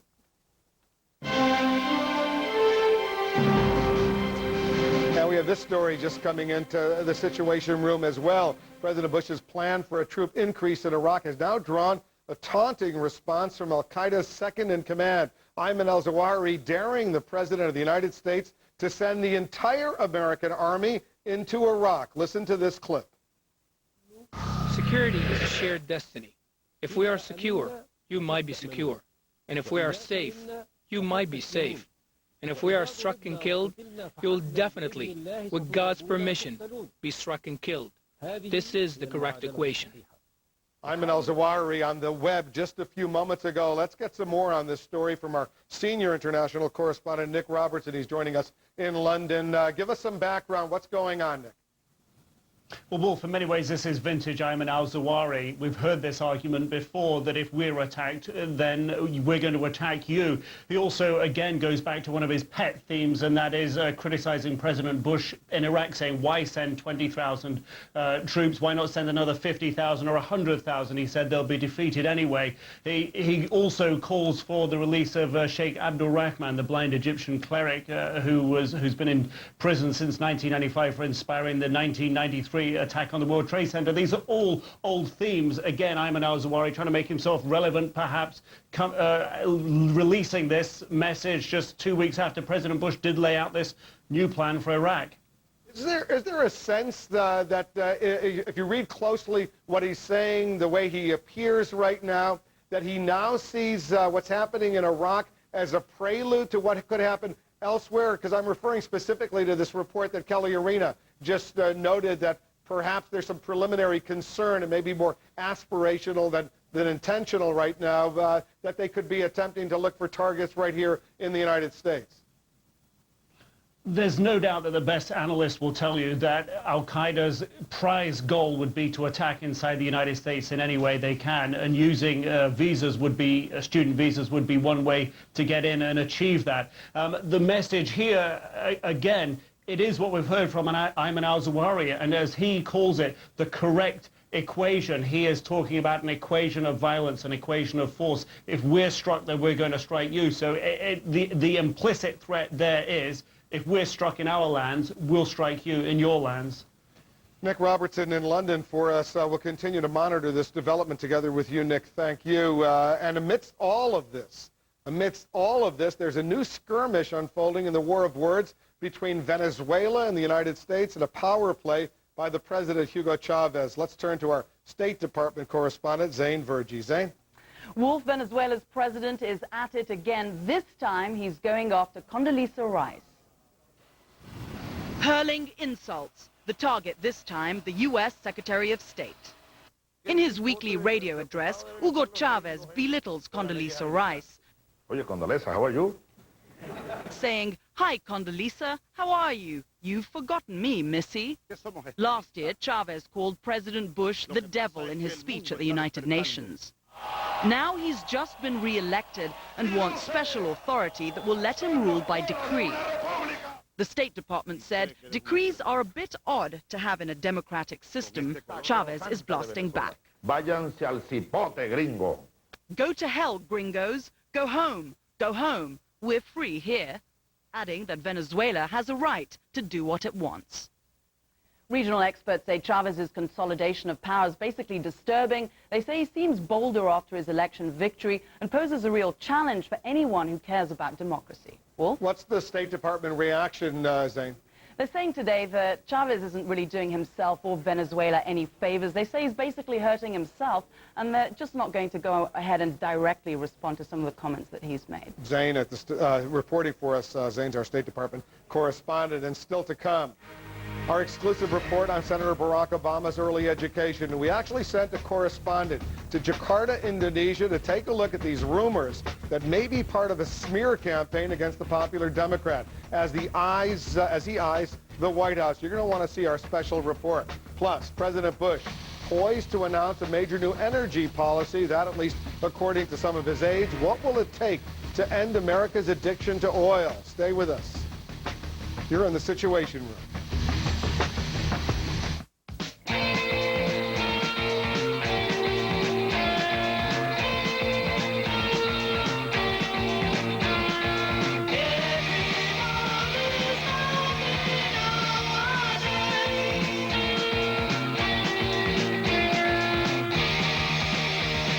AARP is an organization for people who have birthdays. That's because what we do for all. Join us in championing your future and the future of every generation. It all began with a big dream in a small town. Sam Walton's dream. Treat the customers like they're your family. You treat customers with respect. Go above and beyond. A smile and a hello doesn't cost anything. It's been said that when Walmart comes to town, it's like getting a nice pay raise. Because our low prices save the average working family $2,300 a year. Which buys a lot of things, and a whole bunch of freedom. But Sam Walton's vision and our commitment today is much bigger than that. Last year alone, Walmart created thousands of new American jobs, many in areas where they're needed most. And every associate can qualify for health insurance for less than $1 a day. Well, one thing that Sam believed in was that you should give back to the communities. And this year, once again, neighborhood Walmart stores will be one of the largest corporate contributors to local charities in America. Savings to customers. Commitment to the community. Opportunities for associates. Those are the values that guide us. Sam's dream. Your neighborhood Walmart. Have you thought about managed futures yet? At Superfund, we offer managed futures funds to qualified private investors. Interested? Call us for your free information kit or contact your financial advisor. Call 1-888-50-SUPER or go to superfundinfo.com. Find out if Superfund managed futures are right for your portfolio. Superfund. Headline News covers the Sundance Film Festival, the largest independent film event in America and one of the most prestigious in the world. Join Brooke Anderson as she takes you to Park City and reports daily with the film highlights as well as the celebrity buzz. Watch interviews with the biggest names and catch the latest news on the most controversial and timely documentaries. Watch Showbiz Tonight's continuing coverage of the Sundance Film Festival, sponsored by Infinity, makers of the all-new 306 horsepower G, design beyond machine. Closed captioning hours provided by Nature's Tears Eye Mist Dry Relief. Nature's Tears Eye Mist, the natural way to soothe and moisturize tired, strained, dry eyes. Nature's Tears Eye Mist. Now, doesn't that feel better? Welcome back. President Bush is expected to talk about energy and energy security in tomorrow night's State of the Union address. The president's been talking for decades about ending, at least the country's been talking for a decade about ending the country's oil addiction. So far, as all of us know, it's proven a lot easier said than actually done. Let's turn to our CNN special correspondent, Frank Sesno. You've been looking at this problem for a long time, and you've got some thoughts. Yeah, let's play what if for a minute, well, shall we? What if the Congress and the president actually got serious about energy? What if they put America's interests in front of the special interests? What if the State of the Union actually mattered? The President of the United States. Make it less ritual and more real, starting with a genuine call to arms on an issue we can actually do something about. To reduce America's addiction to oil and reduce the cloud of unsavory suppliers. They could do it if they wanted to. They know the drill. This is just one recent blueprint from a group of business leaders and retired military men. What's needed? Everything. Tough love. Higher fuel efficiency standards for cars and light trucks. Tax laws that really encourage new technologies, like this one. Did you know that under current law, tax credits for hybrids disappear once a company sells 60,000 of them? A real push on conservation and alternative fuels through incentives, and mandates. And more exploration. Yes, new drilling in oil-rich offshore waters and in Alaska. Is there a chance they have the courage and imagination to connect these dots? Maybe, but probably not. Congress is divided. Mr. Bush is politically weakened. But what if, starting with tomorrow's State of the Union, they called for sacrifice and compromise? What if America connected energy to national security and climate change and actually took the lead? What if? Well, here's what the White House says. The president will connect climate change and energy. He won't go for mandatory carbon dioxide caps to curb greenhouse gases, as several in the executive world, business world, are saying. But they do think it's an opportunity for the president and Democratic Congress to actually get something done. We'll see. You've studied this for a long time, Frank. Has the landscape, though, really changed right now, the political landscape? I think the landscape has changed. First of all, the Democratic Congress, the president need one another. Secondly, it's the business world. This is where the pressure's coming from. Just today, 10 CEOs, gigantic corporations saying, we need mandatory caps on these carbon dioxide emissions, because until you deal with that, we can't make the multi-billion-dollar investments in new nuclear plants, new wind turbines, that kind of thing, that we're going to need to move forward. We've been hearing this, though, at least since the 70s. I interviewed Jimmy Carter the other day. He made a big push for this when he was president in the late 70s, and really not much has happened. Round and round and round we go. That's why we play the what-if game. I think, though, that you connect al-Qaeda, terrorism, national security, these unsavory characters. You just had Hugo Chavez on the air, and people start to put the dots together. That's what they're counting on for political support. All right, Frank. Good work. Thank you very much. Sure. Carol Costello is monitoring the wires. She's keeping track of all the video feeds coming into the Situation Room from around the world. She's joining us once again from New York with a closer look at some other important stories making news. Carol? Hi, Wolf. Hello to all of you. The Israeli army has a new chief of staff, Major General Gabi Ashkenazi, named by Israel's prime minister and defense minister to replace Dan Halitz, who resigned in the wake of last summer's bloody war with Hezbollah in southern Lebanon. A special Israeli commission is working on a report about Israel's failures in that conflict. Indonesian police say they killed 10 suspected Islamic militants in an hours-long gun battle and detained 25 more. They're described as part of a group suspected of attacks on Christians in the area. Police say they also found a large stash of weapons. One officer was killed in the fighting. Pakistan's army says U.S.-led coalition forces in Afghanistan mistakenly fired on a Pakistani border post, killing one Pakistani soldier and wounding two. Pakistan says it filed what it calls a strong protest over the incident. A U.S. military spokesman in Afghanistan says coalition forces were targeting suspected militants and adds there are no registered Pakistani outposts in the area. Iran is barring 38 United Nations nuclear inspectors from entering the country, apparently in retaliation for UN sanctions imposed last month. The country's foreign minister says Iran has the right to do it and says it objects to only some of the proposed inspectors. The State Department accuses Iran of trying to dictate terms to the international community. That's a look at the headlines right now, Wolf. Carol will be back. Thank you for that. And still to come, the list of White House wannabes getting longer and longer. Is it enough to fill a phone book yet? Not necessarily yet, but Jeannie Moe standing by to take a closer look at the candidates and their exploratory committees. You're going to see that in our 7 p.m. Eastern hour right here in the Situation Room. And just ahead, an important story. The education of Senator Barack Obama. As rumors swirl, we're actually on the scene doing serious journalism in Indonesia. We're finding out the facts. You'll see an exclusive report of what's going on. Stay with us. Tonight at 8, ethnic tensions boil over in L.A., a deadly turf war between black and Latino gangs, where racial hatred fuels a bloody vendetta. We're bringing it out in the open tonight, 8 Eastern.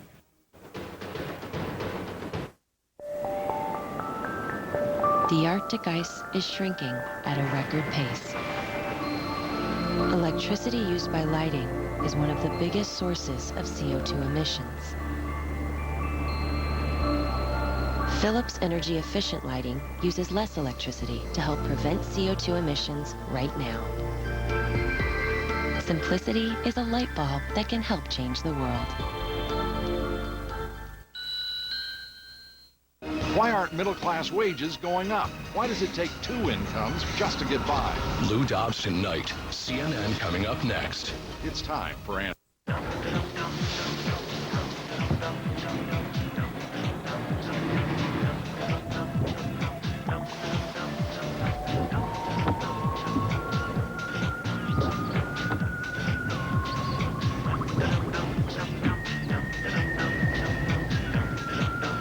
Cars are fun. Shopping for them should be too. VHICS.com. Just click Autos on Comcast.net. Does back pain limit your motion? Get relief with Icy Hot Pro Therapy. Powered by Hot Packs. Up to 8 hours of muscle-relaxing, pain-relieving heat that goes where you go. Icy Hot Pro Therapy. Strong support plus powerful relief. Introducing softness that looks and feels healthier. Introducing Gold Bond Ultimate Softening Lotion. It hydrates skin cells with essential moisture. New Gold Bond Ultimate Softening for softer, smoother, healthier skin every day from head to toe. At Bob Lanfear's Beaverton Dodge, you'll find the Dodge you want at a price you'll love. But that's not all, because on top of a huge selection of trucks, vans, SUVs, and cars to choose from, Bob Lanfear's Beaverton Dodge is out to make buying your new Dodge car or truck the best buying experience you've ever had. That's because Beaverton Dodge has low prices, low market financing options, excellent trade-in values, and a commitment to your satisfaction that's only available from a locally owned and run family business. So visit Bob Lanfear's Beaverton Dodge on Canyon Road in Beaverton, and just buy Bob and save. Don't miss all the sports action on Comcast on Sunday, February 18th at 8 p.m. Live from Las Vegas. Watch the 2007 NBA All-Star Game only on TNT, Comcast Channel 54. What gets NFL fans fired up? Live primetime games, Thursday and Friday night. All fans welcome to the NFL Network on Comcast Channel 417. Get more of the sports you want with Comcast. The Insider's look at tomorrow's State of the Union address. Larry King tonight. Remember, we're going to have the first of the major presidential debates coming up in early April in New Hampshire. Democratic and Republican candidates will gather separately on April 4th and April 5th. We'll be having that in conjunction with our partners in these first two presidential debates, WMUR-TV and the New Hampshire Union Leader. We'll stay tuned for that in early April. Stay tuned in the meantime to Lou Dobbs. He's coming up right at the top of the hour. Lou, what do you got? Well, Wolf, the way people are jumping into this presidential race, you may have a very long program over that period. Thank you, Wolf. Coming up at 6, we'll be reporting on the rising outrage over state laws favoring illegal aliens over American citizens. We'll have that special report and President Bush trying to win the support of working men and women when he delivers his State of the Union address tomorrow. Will the president actually reverse course and help middle-class Americans struggling to survive? We'll have that story. And Venezuela's President Hugo Chavez telling the United States to, quote, go to hell as he rushes to create a one-party state. He's doing pretty well so far at that. We'll have that report, and we'll have the latest on efforts to win justice for 2 former Border Patrol agents sent to prison for shooting a Mexican drug smuggler, given immunity by the U.S. Justice Department to testify against those agents. We hope you'll join us at 6 p.m. Eastern at the top of the hour right here on CNN. Wolf, back to you. All right, Lou, we'll be watching. Thank you for that. As he gets closer to an all-out White House bid, Senator Barack Obama's candidacy has already come under an all-out attack. An allegation that as a young boy in Indonesia, he was educated in a madrasa, a Muslim religious school that often educates extremists. Howard Kurtz of CNN's Reliable Sources took a closer look at the rumor and the uproar, and our John Voss is actually on the scene in Indonesia with a first-hand investigation of the facts. Let's begin our coverage with Howard. Howard? Wolf, the first media controversy of the 2008 presidential campaign has erupted and is raising questions about journalistic behavior. As many of you know, from the moment Barack Obama began talking about running for president, he's drawn an increasingly loud drumbeat of positive coverage. Barack Obama, the rising rock star. It's about Barack Obama, the rock star.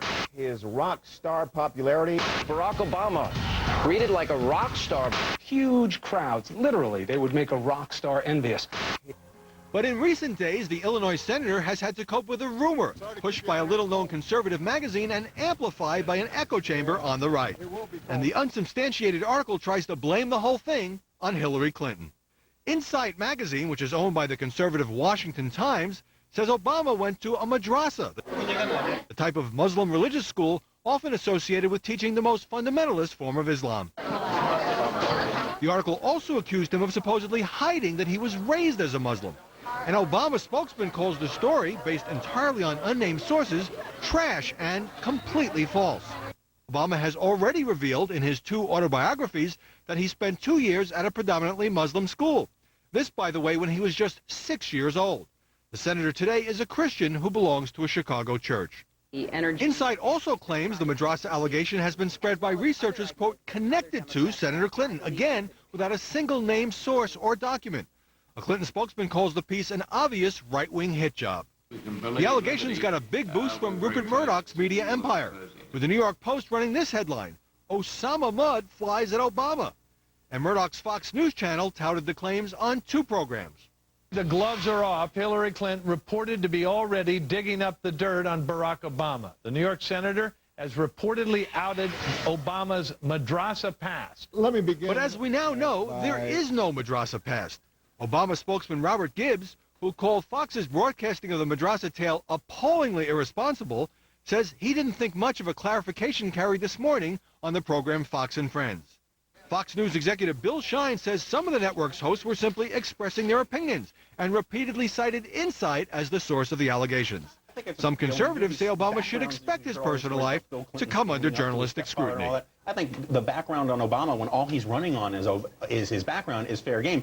If this thing is a lie or a smear, then it needs to be denounced and pelted from the public sphere for being an unfair and untrue allegation. This, unfortunately, is how the media food chain works. A bogus charge appears in some magazine or on some website and works its way up to bigger news outlets, all based on little or no evidence. What makes the madrasa story unusual is that the false allegations are about a candidate's elementary school nearly 40 years ago, and the attempt to blame this rumor-mongering on the rival campaign of Hillary Clinton. Wolf? Howard Kurtz reporting for us, Howie, thanks. And CNN did what any serious news organization is supposed to do in this kind of a situation. We actually conducted an exclusive first-hand investigation inside Indonesia to check out the school that Barack Obama attended as a little 6-year-old boy. We sent our correspondent, John Voss, to Jakarta. John? Wolf, I came here to Barack Obama's elementary school in Jakarta looking for what some have been calling an Islamic madrasa, like those that teach violence and hate in Pakistan and Afghanistan. Well, Wolf, I've been to madrasas in Pakistan, and this school is nothing like that.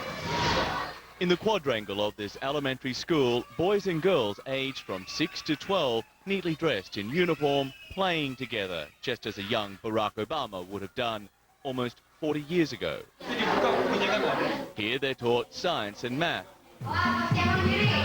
and practice traditional Indonesian dance. Basuki Elementary follows a national curriculum, just like it did in the 60s and 70s. Take a close look at Obama's teachers, women and men, all in Western-style dress. There are religion classes once a week. Most of the 450 students are Muslim and are taught about Islam. The handful of Christians learn that Jesus is the Son of God. The deputy headmaster tells me he's unaware that his school has been labelled an Islamic madrasa by some in the United States, and bristles at the thought. This is a public school. We don't focus on religion, he told me. In our daily lives, we try to respect religion, but we don't give preference to one or the other. Bandung Winatajato attended Basuki with Obama, who back then was known as Barry. They were in Boy Scouts together. And he says in all these years, not a lot has changed at his old elementary. No, it's not Islamic school. It is common. I mean, it's general, because there's also a lot of Christian students, Buddhism students, also Konghucu students. And Wolf, in almost every way, this school is typical of all state-run schools in Indonesia, except this is probably one of the wealthiest neighborhoods in Jakarta. The U.S. ambassador lives just up the road, and this school is probably better off than most. Wolf? All right, John Voss in Jakarta for us. An excellent report. Glad we could bring that to our viewers. This programming note for our viewers: tomorrow night we'll have special coverage looking ahead to the President's State of the Union address. We'll begin our coverage, Paul Azan and I, at 7 p.m. Eastern right here in the Situation Room. Then, on Wednesday, my exclusive television interview with the Vice President of the United States, Dick Cheney. I'll be speaking with the Vice President about Iraq, Iran, the State of the Union, and a lot more. That will air Wednesday, the day after the State of the Union, right here in the Situation Room. Up next, Jack Cafferty wants to know, will Senator Hillary Rodham Clinton's husband be an asset or a liability in her run for the White House? Jack, with the Cafferty file, when we come back. All right, distribution. So your product has arrived from overseas and needs to get to the store shelves fast. But what if your warehouse had wheels and a UPS logo? Well, then it would fly to the store shelves, giving you the competitive edge. Hey, where did your warehouse go? It's not distribution, it's UPS distribution. Let's give this a little fin, make it go faster.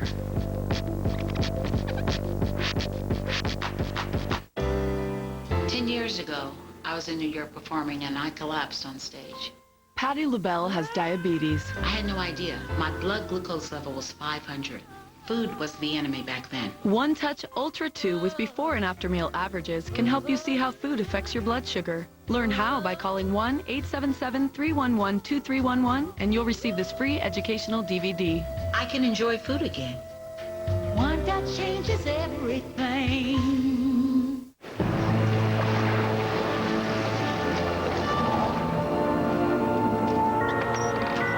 So happy to see you. I'm looking for options, investment options, a range from someone with experience like you. My money is in it for the long term. You come to the wrong place. You want the Van Kampen Lighthouse. Look for the right lighthouse. Van Kampen Investments. Call your advisor for a prospectus. Please read it carefully and consider fund objectives, risks, charges, expenses, and other information before investing. Let me tell you about a very important phone call I made. When I got my Medicare card, I realized I needed an AARP Medicare Supplement insurance card too. One simple call gave me the chance to talk with a personal health insurance advisor who answered all my questions about Medicare Supplement plans. If you're already on or eligible for Medicare, call now to find out how an AARP Medicare Supplement insurance plan, insured by United Healthcare Insurance Company, helps you pay some of the 20% of your medical expenses not covered by Medicare Part B. That can save you thousands of dollars. These are the only Medicare Supplement insurance plans exclusively endorsed by AARP, a name you trust. When you call now, we'll send you this free information kit, plus this free guide to understanding Medicare. I can keep my own doctor and choose my own hospital. and I don't need a referral to see a specialist. Call 1-800-673-4168 now. A personal health insurance advisor is waiting. Tomorrow, CNN Pipeline is free. You're in control with up to 4 live feeds all day. From the Academy Award nominations in the morning through the State of the Union in primetime. Tomorrow, go to CNN.com and try Pipeline free. Sponsored by Cisco. Here's a look at some of the hot shots coming in from our friends at the Associated Press. In the United Kingdom, men carry packs of diapers that washed ashore from a ship that ran aground about a mile out to sea. Mike Tyson talks to one of his lawyers in court. He pleaded not guilty to drug charges. In Indiana, a snowman celebrates the Indianapolis Colts win over the New England Patriots. And in the Netherlands, take a look at this. A Chihuahua drinks a new non-alcoholic beer designed for dogs. Some of today's hot shots. Pictures often worth 1,000 words. Let's go to Jack in New York for the Cafferty File. Jack? Glad we got those in. The question this hour is, will Senator Clinton's husband, the former president, be an asset or a liability in her run for the White House? Christopher in Toronto writes, Bill's support could only help. The last time his effectiveness was called into question was in 2000, when Al Gore opted to go it alone, and we all know how that turned out. If Bill's relegated to the wings this time, Hillary doesn't have a shot.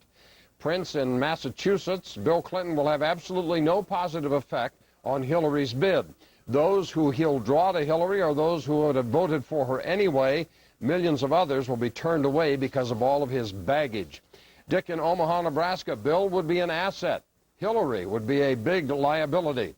Mark in Oklahoma City, Nixon was treated like a leper after Watergate, but for some reason Bill Clinton's treated like a rock star, even though he was impeached for lying under oath.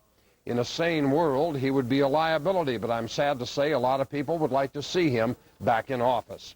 Nikki writes from Clearwater, Florida, there is nothing like experience, Jack. As the old saying goes, 2 heads are better than 1. Of course he'll be an asset, just like Hillary was to him when he was president.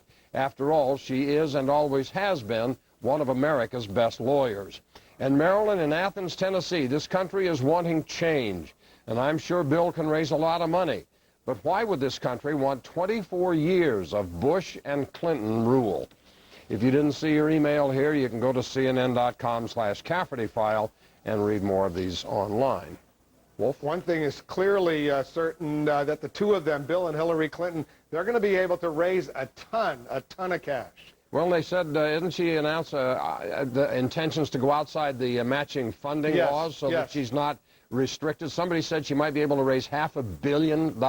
This thing's getting out of hand, isn't it? That's a lot of money. Yes, it is. And it's only just starting, Jack. See you in an hour right here in the Situation Room. Remember, we're here weekday afternoons, 4 to 6 p.m. Eastern, back at 7 p.m. Eastern. Till then, thanks for watching. Let's go to Lou Dobbs tonight. Lou is in New York. Lou? Thank you, Wolf. Tonight, insurgents killed nearly 100 Iraqis in the worst bomb attack in 2 months after one of the deadliest days for our troops in this war. We'll have a special report from Baghdad, another from the Pentagon. And rising outrage tonight over state laws intended to favor illegal aliens in public colleges over out-of-state American students. We'll have that special report, all of the day's news, a great deal more straight ahead here tonight.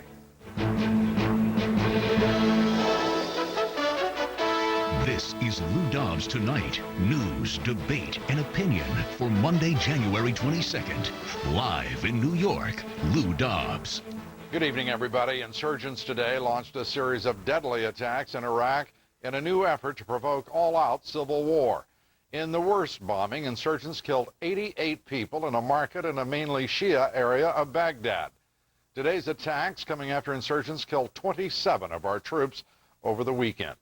Those increasing casualties in Iraq coincide with a rising revolt within the Republican Party against the president's conduct of this war.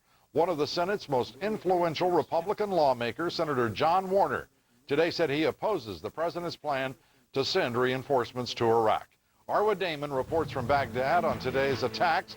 Jamie McIntyre at the Pentagon tonight reporting on new information about one of the deadliest attacks against our troops. And Dana Bash reporting from Capitol Hill on the widening Republican revolt in the Congress. We turn to Arwa Damon first. Arwa?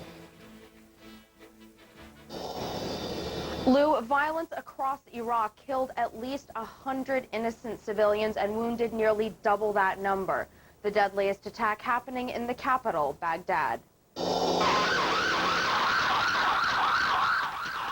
Familiar sights and sounds in the Iraqi capital. Explosions, sirens, mayhem. Insurgents striking once again in the heart of Baghdad. This time, hitting one of the city's main marketplaces for the third time in as many months. An area mainly frequented by Baghdad's impoverished Shia population, leaving scores dead and wounded. 2 midday car bombs exploding seconds apart, tearing into the second-hand clothing section of the market. The dead and wounded rushed to hospitals already stretched to the limit. Here at Al-Kindi Hospital, frantic efforts to save lives. It's the same hospital where just days ago, medics battled to treat the casualties from twin bombings at a university that killed at least 70 students and employees and wounded over 160. Arwa Damon, CNN, Baghdad. The U.S. military today launched an investigation into a bold insurgent attack that killed 5 of our troops in a supposedly secure area. The insurgents successfully passed through Iraqi checkpoints in the city of Karbala, south of Baghdad, the attackers posing as American troops.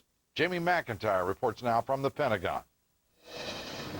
In Karbala, a destroyed American Humvee is hauled away as part of an intense investigation into a Saturday attack that set a new high for audacity. Apparently, all it took to fool Iraqi troops manning a key checkpoint was some American-looking SUVs, some American-style uniforms, and some American-sounding English. Flashing fake IDs, the convoy, carrying about 30 gunmen, was able to pass through a series of Iraqi checkpoints and get right to a building where about a dozen U.S. troops were reviewing security plans for an upcoming religious pilgrimage to the city. According to the U.S. military, what's called a Provisional Joint Coordination Center, a place where the U.S. routinely meets with local Iraqi forces, was hit with grenades and small arms fire. 5 U.S. soldiers were killed, 3 more wounded. The U.S. said the attack was aimed at both coalition and Iraqi forces, but Iraqi officials said it appeared only Americans were targeted, and the gunmen seemed to know where the Americans would be. In fact, a local police spokesman told CNN the Iraqi police didn't interfere because, quote, they assumed it was American on American violence and wanted to stay out of it. The U.S. troops did return fire, and when 5 of the suspect vehicles were later located to the north in Babil province, 2 wounded gunmen were captured, according to Iraqi police. What I see as a continuation of the enemy's ability to adapt and find weakness and exploit those weaknesses without a moral floor. The brazen attack raises real questions about checkpoint procedures. Iraqi troops know that U.S. forces don't like to be delayed and searched at checkpoints where they can be vulnerable to attack. So the standard procedure is to wave them through after a quick check. The U.S. military says its investigation is still underway. It's looking both at the procedures at the checkpoints and the performance of Iraqi troops. But one conclusion doesn't require a formal investigation. Insurgents are becoming increasingly adept at finding loopholes in Iraqi security and exploiting them to deadly effect. Lou? Jamie, thank you. Jamie McIntyre from the Pentagon. Insurgents in Iraq today killed another of our troops, a soldier killed by a roadside bomb in northern Iraq. 56 of our troops have been killed so far this month, 28 of them over the past 3 days. 3,056 of our troops have been killed since the beginning of the war, 22,951 wounded, 10,218 of them so seriously they could not return to duty within 3 days. Senior Republican members of Congress are expressing new concerns tonight about the rising number of American casualties in Iraq and the president's conduct of this war.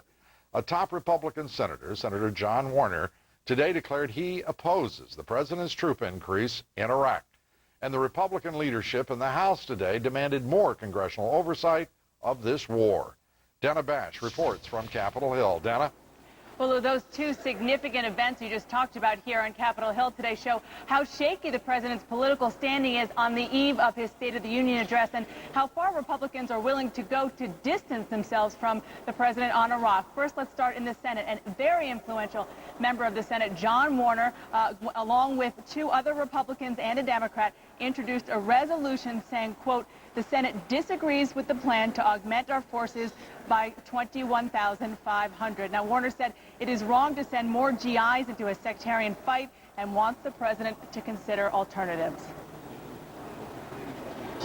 The purpose of this resolution is not to cut our forces at the current level or to set any timetables for withdrawal, but rather to express the genuine, and I repeat, the genuine concerns of a number of senators from both parties about the president's plan. Now, at the very same time over in the House, Republican leaders there said that they do support the president's plan to send more troops to Iraq, but with conditions. They say that there should be benchmarks that the Iraqi government and the administration should meet, and that the White House should issue monthly progress reports to Congress on how things are going. There are a lot of members of our party who are skeptical that the plan will work because of its dependence on the new Iraqi government stepping up its activities. Now, what you just heard there is a Republican leader, actually the Republican leadership in the House, struggling to find a way to maintain their support and loyalty to their Republican president, but still answer the calls of many in their rank and file, Lou, who are very much watching the public opinion polls when it comes to Iraq and the president's new plan and want their leadership to do something that they hadn't done over the past several years, which is really challenge the president in some way, at least conduct some sort of oversight. And that's what you saw the Republican leadership do, and actually they challenged the new Democratic leadership to do the same. Lou? Which probably doesn't require that request. Thank you very much, Dana Bash from Capitol Hill. The Senate Intelligence Committee has heard testimony that al-Qaeda operatives in Iraq may be planning an attack against the United States. The director of the Defense Intelligence Agency, Lieutenant General Michael Maples, said that al-Qaeda documents indicate terrorists may be planning to use student visas with which to enter the country. That, of course, is the same method employed by the 9/11 hijackers. Intelligence officials tell CNN the new al-Qaeda threat is more aspirational, however, than operational, as they put it, and there is no indication of a specific threat. Iran today escalated its confrontation with the rest of the world. Iran has barred 38 United Nations nuclear inspectors from entry into Iran. The decision appears to be retaliation for the UN's limited sanctions against Iran for its nuclear weapons program. And separately, Iran has begun a new series of military maneuvers, including the use of short-range missile tests. The maneuvers are taking place in a remote area southeast of the capital of Tehran. Communist China tonight is still refusing to provide any details about its anti-satellite missile test earlier this month. A test demonstrates Beijing has the capability to destroy U.S. military spy satellites in low Earth orbit. Despite the test, China insists it has no intention of militarizing space. And separately, the Chinese Prime Minister says China plans to diversify the use of its foreign exchange reserves. That move could have major implications for this country. Beijing has more than $1 trillion of foreign exchange reserves, more than 2/3 of those reserves in U.S. dollars. Still ahead here, Venezuela's anti-American president, Hugo Chavez, launches a blistering new verbal assault against the United States, and Condoleezza Rice will have a special report. In Mexico, stepping up its effort to stop cross-border drug trafficking. But is the government of Mexico really committed to ending drug violence on our border? We'll have that story and new outrage over convicted members of Congress receiving federal pensions and health care. One lawmaker demanding an end to those pensions. Congresswoman Nancy Boyda is among our guests here tonight. Stay with us.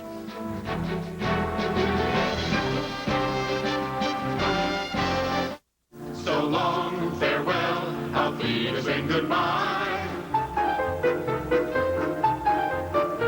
I hate to go and leave this pretty sight. So long, farewell, auf Wiedersehen, adieu. Adieu, adieu to you and you and you. Goodbye. Say goodbye to the 2006 models with up to $4,000 cash back or visit Kia.com. Disciplined investing. It isn't about star fund managers. At T. Rowe Price, it's about experienced investment teams that stay the course. For each 1, 5, and 10-year period, 70% of our mutual funds beat their Lipper average. Low-cost mutual funds from T. Rowe Price. Invest with confidence. Request a complete prospectus or profile with investment objectives, risks, fees, expenses, and other information to read and consider carefully before investing.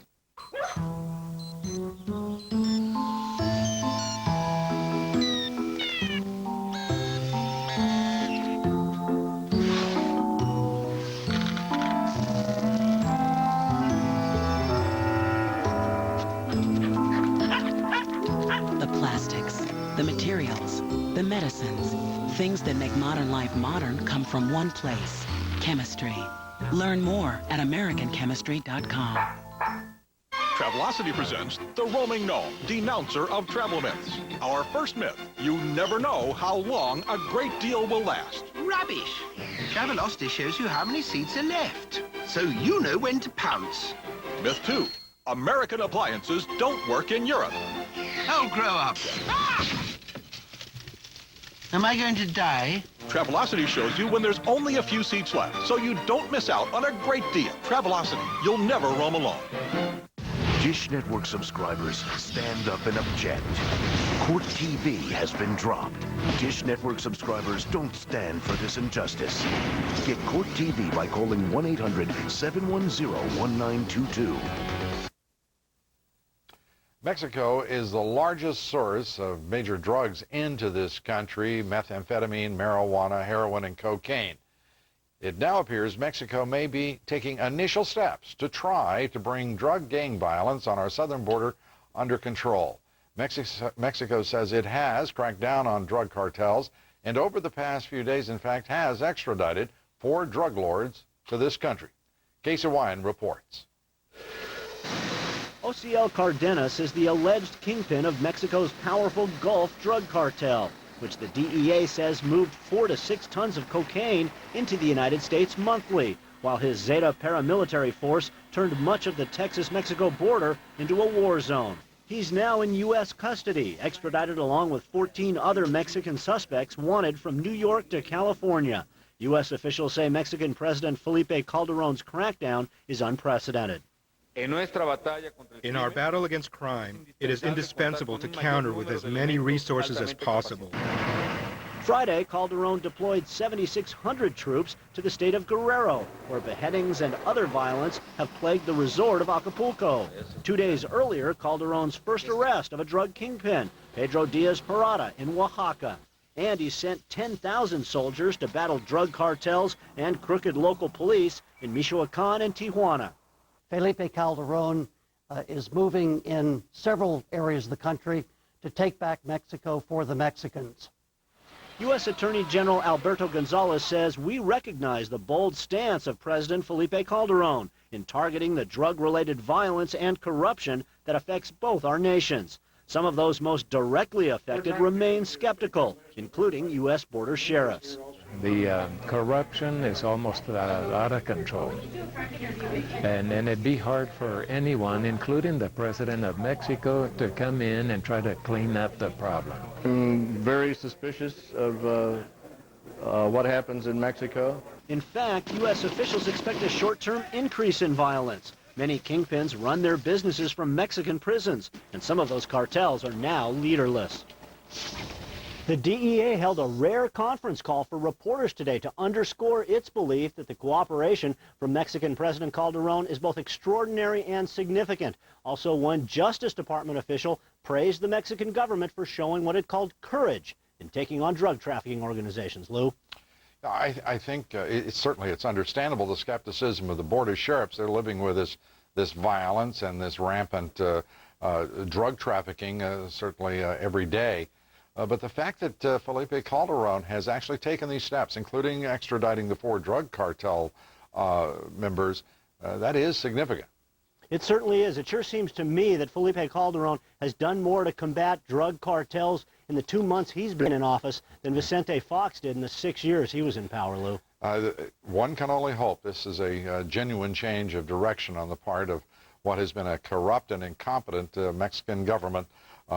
And you do have to say that Felipe Calderon has at least signaled a change of direction. We can only hope it lasts. Thank you very much, Casey Wine, reporting from Los Angeles. The Los Angeles Police Department is vowing a crackdown on some of the country's most violent gangs, including MS-13, many of whose members are criminal illegal aliens. The FBI calls MS-13 the most dangerous gang in the world. The latest crackdown prompted by the gang-related murders in Los Angeles of a 14-year-old and 9-year-old girl. The Chicago Police Department will be served papers this week in a lawsuit that has been filed by the watchdog group Judicial Watch. Judicial Watch is trying to determine whether Chicago's policies and procedures for dealing with suspected illegal aliens are consistent with the requirements of federal law. The city did not comply with a Judicial Watch request for that information under a Freedom of Information Act. And in a story that we reported last year on this program, we reported the Chicago Police Department are, quote, under an executive order not to inquire about the immigration status or enforcing federal immigration laws on behalf of the federal government. In effect, declaring the city of Chicago to be a sanctuary city. The Chicago Police Department today did not return our calls for comment. 10 states currently subsidize illegal aliens with in-state tuition to their public colleges and universities. But that may be about to change in at least one state. Efforts are underway in Utah to repeal that in-state tuition benefit because it appears to be in outright violation of federal law. Bill Tucker reports. The idea of taxpayer dollars subsidizing college for illegal aliens is not popular in Utah. A poll done for the Salt Lake Tribune found only 35% of those asked support providing in-state tuition rates to illegal aliens wanting to attend college. It's a benefit that's currently offered in California, Texas, New York, Utah, Illinois, Washington, Kansas, Oklahoma, New Mexico, and Nebraska. But that benefit is contrary to federal law. Title 8 of Section 1623 of the Immigration Reform Act of 1996 states plainly that the benefit is outlawed unless the state providing the benefit makes it available to all citizens and legal residents, regardless of which state they live in. In Utah, there is now a bill in the legislature to repeal the benefit. I'm in contact with state legislators from other states that'd like to form a coalition and we're in the process of forming a coalition to see what we can do. In Texas, similar legislation is being readied for introduction there. The bill's sponsor says it's just a matter of fairness. We have got hard-working Texans, hard-working folks here in Texas that are playing by the rules, abiding by the law. It is their tax money that is helping to pay for the college education that folks, quite frankly, should not even be here in Texas or in the United States because they are not here legally. Those opposed to the benefit point to the irony of the existing laws. If you have a lawful visa to attend school here or to live here legally, you do not qualify for in-state tuition. Only aliens who break the law get this benefit. But those arguments are not always persuasive. And in fact, Utah Governor John Huntsman says if the bill repealing the in-state tuition passes, he'll veto it, despite it being contrary to federal law. And Lou, we did put in a request to Governor Huntsman for an interview, and he declined our request. Well, Governor Huntsman obviously thinks he's above the law, and he also has a far better understanding of what the people of Utah want. That's a really arrogant position for the governor to take, isn't it? I can't begin to explain what he thinks because we made a number of phone calls to his office, and he frankly didn't respond and declined an interview. Unbelievable that these states would put an illegal alien, who's obviously, by definition, breaking the law, in a superior standing to a lawful immigrant in this country. Exactly. Not to mention the citizens of every other state in the Union. Amazing. You got to love America. Thank you very much. Bill Tucker. That brings us to the subject of our poll. Do you believe illegal aliens should be eligible for in-state tuition at U.S. colleges and universities? Yes or no? Governor Huntsman would like to know what you think. Cast your vote at LouDobbs.com. We'll have the results here later. So would all of we.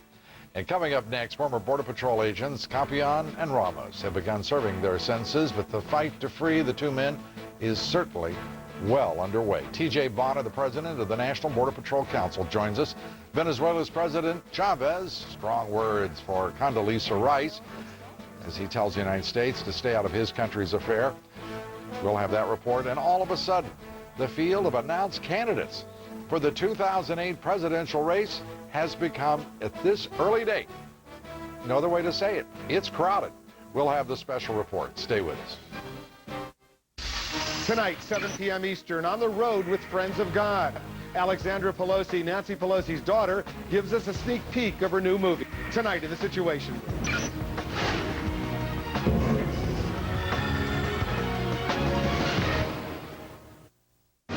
Make your cash work harder with a savings account 6 times the national average. Get 5.05% APY on your complete savings account, plus free quick transfers. It's easy. It's extraordinary. It's E-Trade. Fantastic. Quality. Wow. Thanks to the latest Bose technology, it is now possible to have for the first time the same noise reduction benefits in on-ear headphones as we achieved in the award-winning Quiet Comfort 2 around-ear headphones. And now you can choose your preferred style, QC2 or the new QC3 headphones. Wear them when you fly to experience less noise at the flick of a switch. And create your own private sanctuary.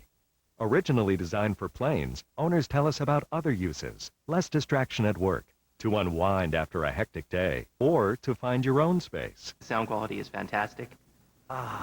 Peace. Order QC2s or the new smaller QC3 headphones. Try them risk-free for 30 days. Order by January 31st for a free MP3 player, and you can make 12 easy payments. Quiet Comfort headphones. Hear the difference Bose technology makes.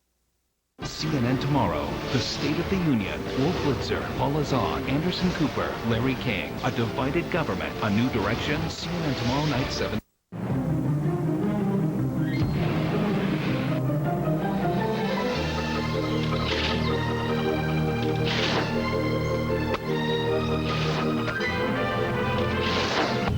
As a kid, I used technology to help people do better. Today, Scottrade does the same for online investors with more powerful trading and account management tools, fast, accurate $7 trades, and offices near you, wherever you are. Open a Scottrade account today and get more for your money. Locked, loaded, and in way too deep. Miami Vice, now on demand.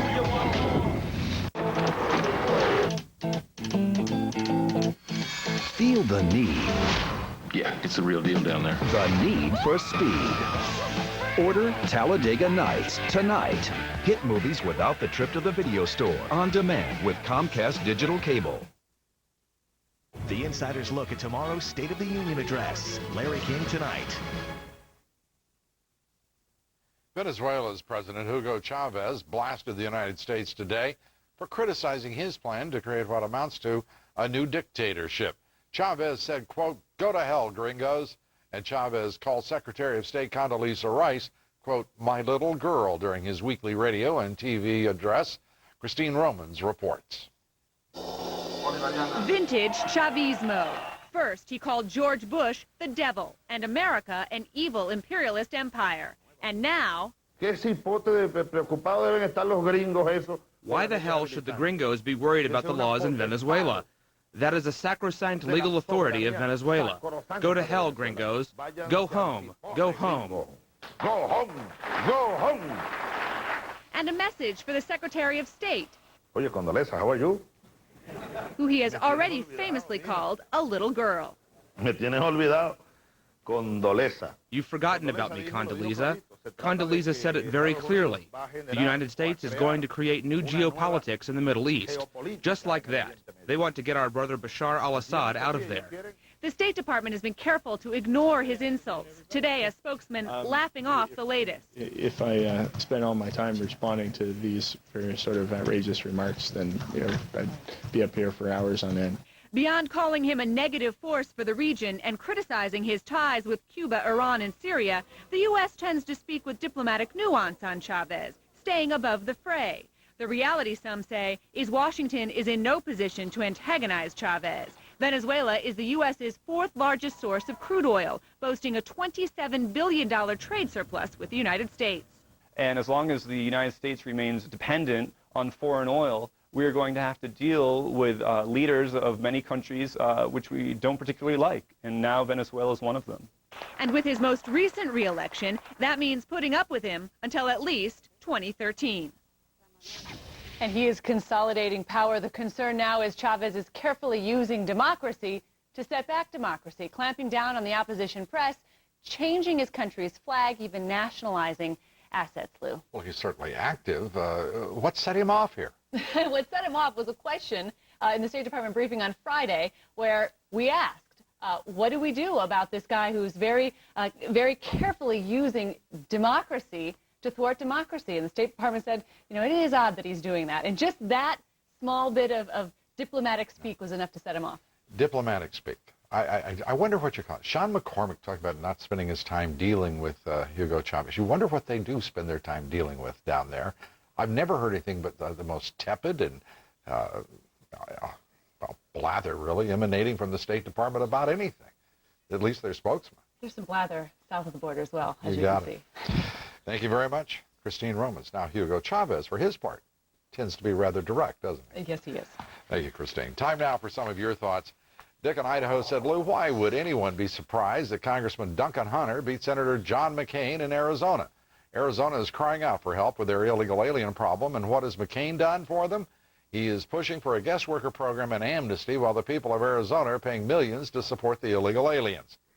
Michael in Pennsylvania. Lou, did you really expect this president to pardon the Border Patrol agents when he called the Minutemen vigilantes in front of President Vicente Fox?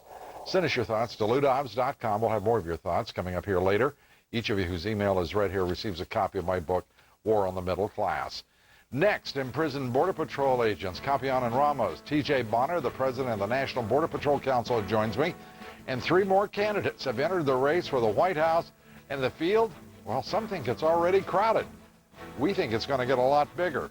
We'll have that report. The president will report on the state of our union tomorrow, and there may be some changes in policy coming. We'll have that story, and a freighter runs aground off southwest England. Some of the ship's cargo is washed ashore, and residents have been helping themselves. And guess what?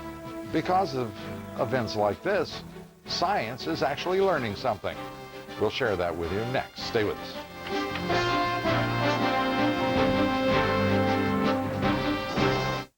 This is the AARP Medicare Supplement Insurance Plan card.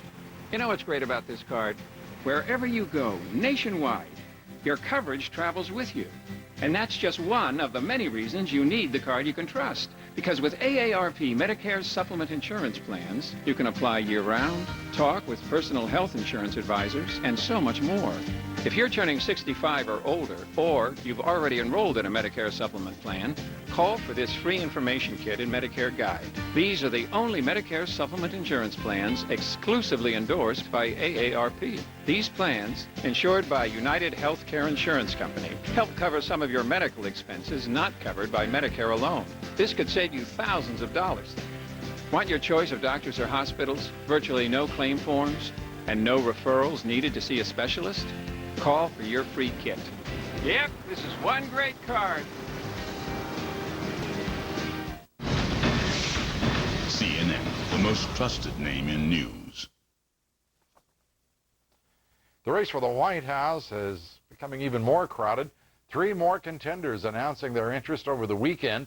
The latest polls may suggest why this field is expanding so rapidly. Bill Snyder has our report. This presidential race is beginning to look like American Idol. 2 more Democrats just got in. A governor who can claim international experience. Well, I served as congressman, ambassador to the United Nations, and as Secretary of Energy. And a senator who can claim White House experience. If you work hard and play by the rules, you can build a good life for yourself and your family. She's got the best political advisor money can't buy. If you work hard and play by the rules, you get rewarded. Hillary Clinton dominates the Democratic field, according to the CNN Opinion Research poll. She's followed by Barack Obama at 18% and John Edwards at 15%. After that, the last 2 Democratic nominees, neither of whom has declared an intention to run. Obama's the new guy on that list. I've been struck by how hungry we all are for a different kind of politics. Clinton does especially well with Democratic women, 42% support from women, 27% from men. Obama is African American, but Clinton leads him by nearly 2-1 among minority Democrats. In the Republican race, 2 frontrunners, Rudy Giuliani with 32%, John McCain with 26%.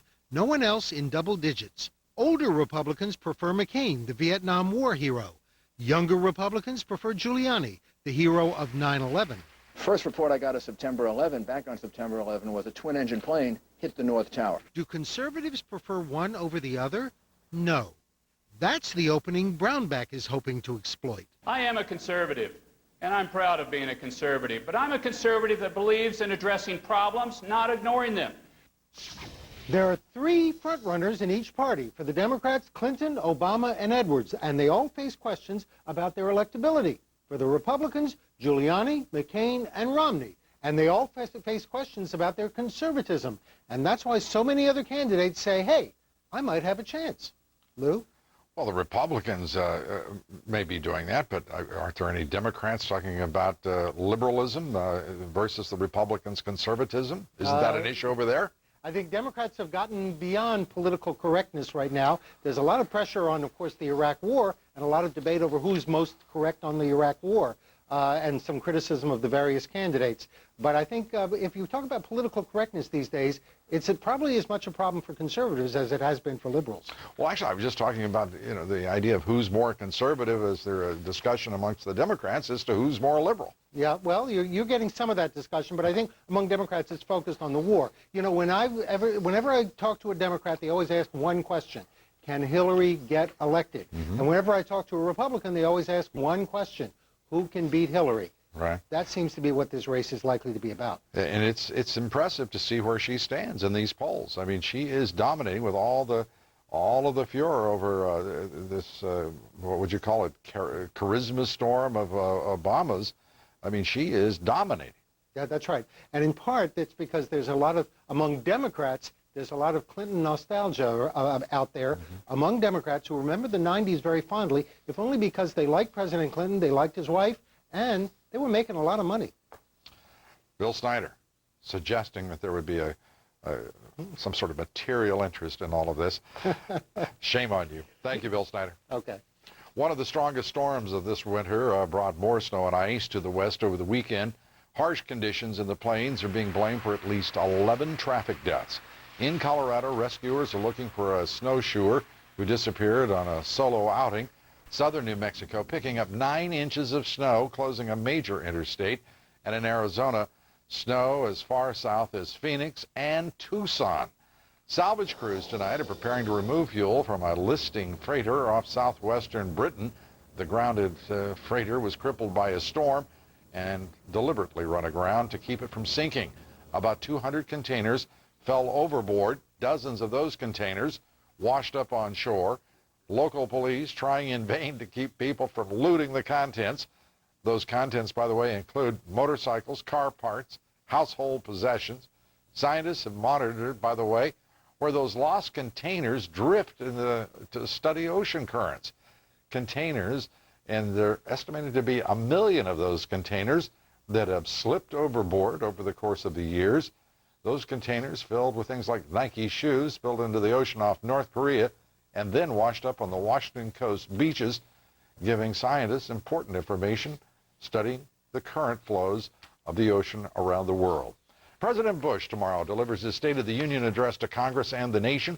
There are some issues on which the president may, in point of fact, reverse course. Lisa Sylvester reports.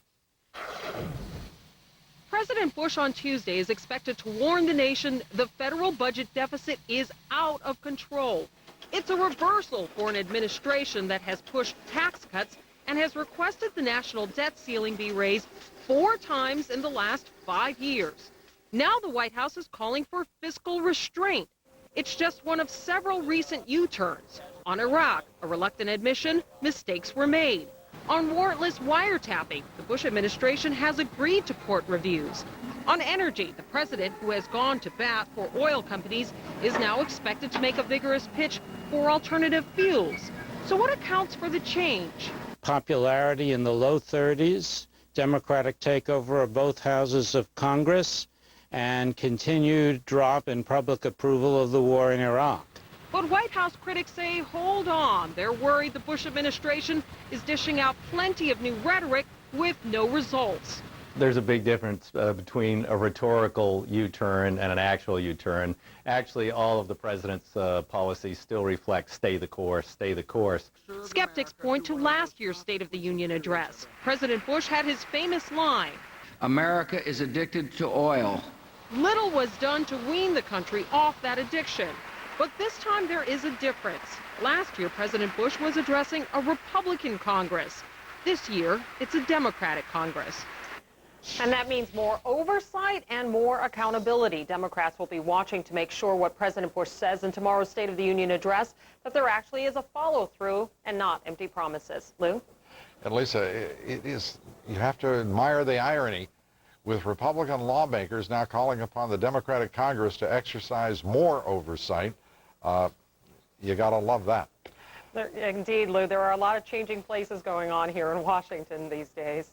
All right. Well, after 12 years, I guess it's time for a little oversight in the minds of some of those Republicans. Thank you very much, Lisa Sylvester. There's nationwide outrage as former Border Patrol agents Jose Campion and Ignacio Ramos serve their harsh prison sentences for the shooting and wounding of a Mexican drug dealer, given immunity by the U.S. attorney to testify against those agents. The efforts to free them are intensifying. T.J. Bonner is the president of the National Border Patrol Council. He joins us here tonight. Good to have you with us, T.J. Great to be here, Lou. Let's go to what Dana Rohrabacher, if everybody can hear what Dana Rohrabacher, Republican congressman from California, had to say on this issue and the issue of a pardon for these agents by President Bush. Shame on you, Mr. President, for allowing these 2 brave heroes to go to jail and permitting the drug dealers and the terrorists an open border to the United States. Do you agree with Congressman Rohrabacher? Absolutely. It's shameful, absolutely shameful. Do the Border Patrol agents share that view, in your opinion? They do. The frontline agents, almost to a person, absolutely share that. And the idea that Johnny Sutton, the U.S. Attorney, the Western District of Texas, who brought this action, he issued a lengthy statement, and I'd like to put this up in part, what he did have to say about comparing, as he put it, the myths and the realities of this prosecution. One of the myths presented is that former Border Patrol agents Ramos and Campion were simply doing their job. Sutton states, and I'd like to put that up if we could so everybody could see it. In America, law enforcement officers do not get to shoot unarmed suspects who are running away, lie about it to their supervisors, and file official reports that are false. That is a crime, and prosecutors cannot look the other way. I absolutely agree with that, but the facts of this case do not bear out Mr. Sutton's version. The medical evidence from the Army colonel who removed the slug shows that that person wasn't running away. He was turned at the agents, just like they said, pointing a gun at them. In essence, Johnny Sutton took the word of a drug smuggler over the word of two sworn law enforcement officers.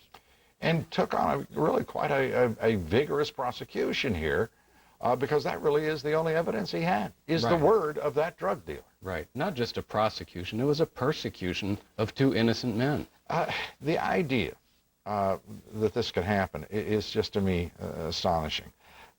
Let's go to another aspect of this, in which Sutton says, "My office would have much preferred to see Aldrich convicted and sent to prison," referring to the drug smuggler that had to be given extended immunity because, having been given immunity on the $1 million in drugs in the incident with Campion and Ramos, subsequently had to have to extend that to another effort to bring more drugs into the country, because the agents could not identify him, found no fingerprints, could not tie him to the van, and did not apprehend him after shooting him. The case against Aldrich could not be proven. Well, Johnny Sutton had no problem locating him in Mexico and offering him immunity. Why couldn't he issue a warrant for his arrest? Certainly he would have been back in the near future as soon as law enforcement officials found him, charge him with that, and throw him in prison. The idea that this Border Patrol is now, actually notice has been served. The U.S. Attorney's Office doesn't care about $2 million in drugs, doesn't care about an illegal alien drug smuggler, but does care about two agents who served the public, served honorably in the Border Patrol. There's no, now let's get this straight, there is no previous blemish on either of these agents' records. Is that correct? That's correct. They have been described as rogue agents by those pushing this investigation. Do you know how that could come to be? Only if you believe the word of a drug smuggler over the word of two agents and ignore all of the physical proof can you come to that conclusion. It's just remarkable that they would grant this drug smuggler immunity not once but twice for smuggling millions of dollars worth of drugs into the country. It sends a terrible message not just to the Border Patrol, Lou, but to every law enforcement officer in America. You have suggested that there is evidence that was not presented in the trial that would be that would basically have given these men their freedom. What is that evidence? Why wasn't it presented? This was sealed evidence. There is evidence, and I'm not sure if I can really get into this because some of the evidence has been under a gag order, and those who are aware of the evidence were threatened with contempt of court. By whom? The judge? By the judge, yes. By the judge. In a federal court, on a criminal trial, they're threatened with contempt of court? Yes. Why? One can only wonder. It seems, you know, I'm not one of these black helicopter conspiracy people, but one can only wonder. Well, let's go beyond wonder. Why, can you give us a sense of what this information goes to? Well, some of the information goes to the sealed indictment regarding the second load of marijuana, of about 1,000 pounds of marijuana. DEA agents were involved in that arrest, and there were other people who were called as witnesses for the defense, but not allowed to testify. But not allowed to testify for reasons of I mean, these are... For reasons that I can't even begin to imagine. Why not give these agents a fair trial and give them the opportunity to present their best case? And how many people would know about what is in this sealed evidence? I imagine that there's a fair number of people because it was a fairly large bust. So you had DEA agents involved, you had other co-conspirators. And meanwhile, against this backdrop, in which you absolutely believe 100% in the innocence of the two officers, Border Patrol agents. Against that backdrop, Mexico remains the largest source of methamphetamine, cocaine, heroin, and marijuana into this country.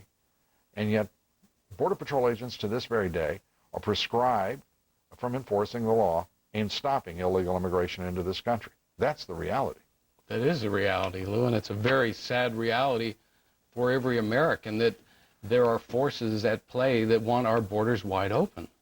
And not least amongst those who want to keep it wide open, although this is never the discussion when Homeland Security tries to explain why it leaves our borders and ports wide open, not least of the considerations, of course, is anywhere from 25 to 125, the estimates range widely, $1 billion a year in illegal drugs coming into this country. And meanwhile, these two men are paying a high price for, in my opinion, an absurd prosecution. You get the last word here, partner. What would you like to see happen? I would like to see the President of the United States pardon these men. Every day they remain in prison, they're in jeopardy.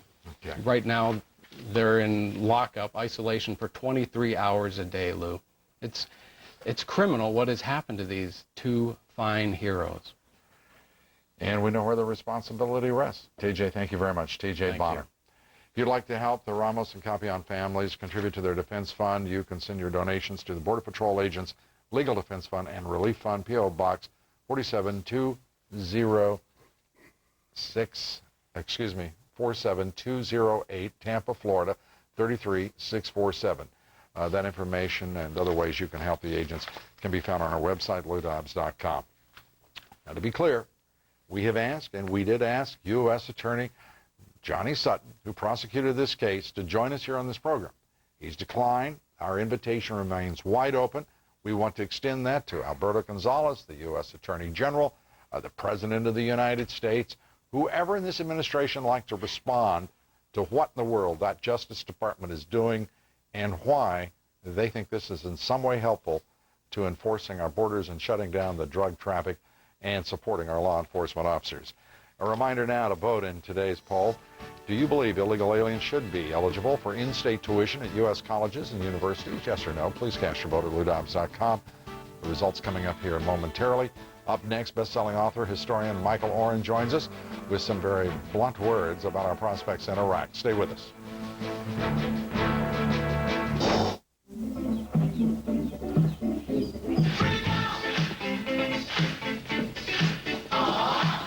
Here's a cool way to test your online trading strategies. Send them back in time. Sending yourself back in time? Clearly not as cool. Fidelity's got tools like Wealth Lab Pro that let you test before you trade. What's your online broker got? Fidelity. Smart move. Wow. Last year I had a baby, gained some weight. I went on Nutrisystem and went from a size 10 to a size 4 again. Get real results with Nutrisystem Nourish, the easy weight loss program that lets you eat great and lose weight. This is the second time that Nutrisystem helped me get back down to my high school size. Call or go online now to get 4 weeks of delicious meals. Plus, you'll get an extra week of perfectly portioned meals free. Real people have lost real weight on Nutrisystem. Our secret is the breakthrough science of the glycemic index that separates good carbs from bad. I am a total chocoholic, so any diet that will let me eat chocolate every day is a diet for me. Nutrisystem delivers every meal to your door, and shipping is free. Within the first week, I noticed my jeans fitting looser. For about $10 a day, you'll enjoy 4 weeks of perfectly portioned meals. Try it. Trust me, you will lose weight on this program. Get our 4-week program and we'll send you an extra 7 breakfasts, 7 lunches, 7 dinners, and 7 desserts. A full week of food absolutely free. Call now. Between my 2 phone bills, it's probably about $60 a month. About $150. Probably $100 a month. With Vonage, you get unlimited calls to anywhere in the U.S. and Canada, and all the cool features you could ever want are included. It's just $24.99 a month for unlimited local and long-distance calling, including free calls to Canada and Europe. Call 1-800-939-4VON and get 1 month free. Vonage, a better way to phone for less.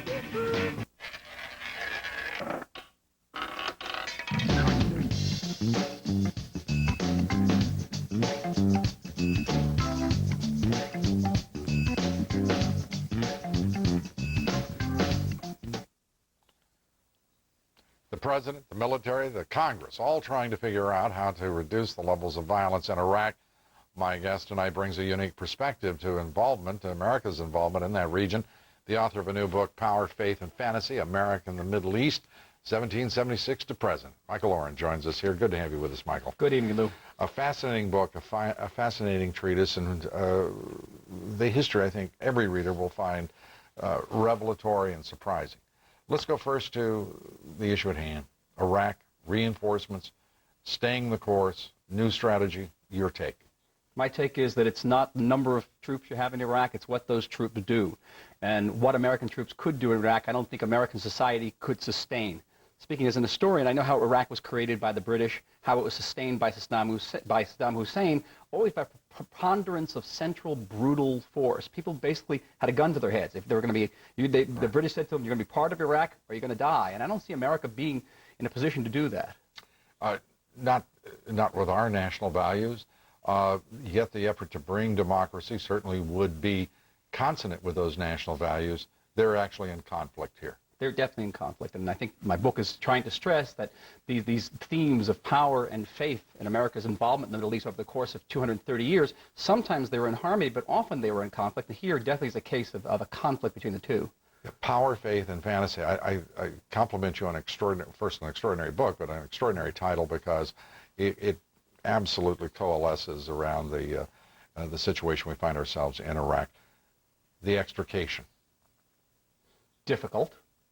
America's going to have to find some type of milestone that's going to allow itself to pull out of Iraq gradually. But as an historian, I look upon this in the long view. America's involved in a protracted struggle with hostile elements in the Middle East. This is not the end of that struggle. It's the first round in that struggle, perhaps.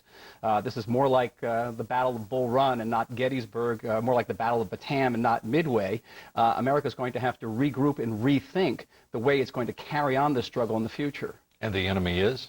The enemy of this is Islamic extremism. The enemy is terror. This is not analogous to Vietnam in the sense that in Vietnam you could push those helicopters over the side of the aircraft carrier and go home confident that the Vietnamese are not going to follow you. Here you could pull out of Iraq and there will be these hostile, violent elements in the Middle East that will follow you. Why is, and put this in some historical context if it's relevant, why is this administration reluctant? Why are so many reluctant to say this is a war against radical Islamists rather than their preference to call it a war on terror? It's almost like saying in World War II it was not a war against the Nazis or the Japanese, but rather a war against battles. It's an absurdity. I think to a degree, to the credit of the administration, they've stressed that this war is not against Islam, but against people who have distorted the true meaning of Islam. And there is a departure from traditional American policy. If you look back to what the founding fathers had to say about Islam, Thomas Jefferson, if you look at John Quincy Adams even wrote a 40-page paper against Islam, terrible paper against Islam, bashing Islam, probably never met a Muslim in his life. The Americans today, I think much to their credit, have drawn this distinction again and again that we are engaged in a brutal fight in the Middle East, but we're not engaged against the Islamic faith, nor do all the adherents of that faith. I mean, that's a bit patronizing. The audience is a very sophisticated audience. The nation, the American people are very sophisticated. To say that they're protecting Islam, that Islam is not under issue here. But radical Islamists are. Yes. And to talk about terror as some sort of ambiguous, amorphous entity that no one can sort of focus on, sort of puts the lie to what we're doing. We're engaged against an ideology. We're against a belief system. We're against a theology. I'm personally of the opinion that if we're going to conduct this fight successfully in the future, America's going to have to get down into the nitty-gritty of theology. Up to now, we've been fighting this theology with an ideology, with Western concepts of freedom and democracy. But from my own point of view, I see no reason why the United States can't get involved in the business of promoting a more reformist, more tolerant form of Islam. Michael Oren, thank you very much. The book is Power, Faith, and Fantasy. A lot of exercise of all three underway at this time. We thank you for being here. Thank you. Coming up next, results of our poll, more of your thoughts. Stay with us. This April, CNN is live in New Hampshire for the first presidential debates of the race to 08. Stay with the best political team on television. Stay with As a Fisher Investments client, you'll always have the opportunity to understand where your investments are, what they're doing, and more importantly, the reasons why.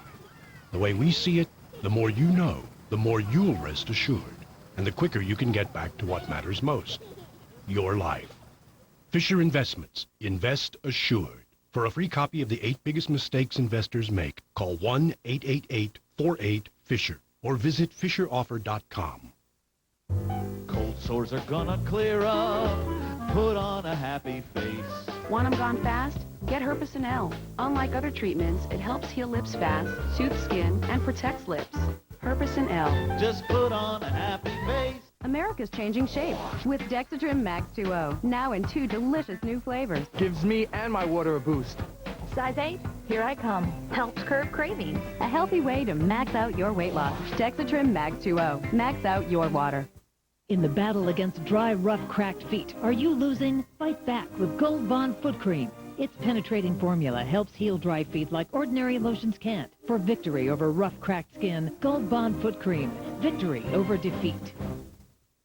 Cold sores are gonna clear up. Put on a happy face.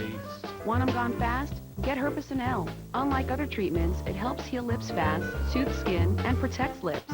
Herpes L. Just put on a happy face.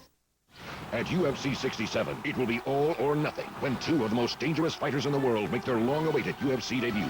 Quentin Rampage Jackson and international superstar Mirko Krokop.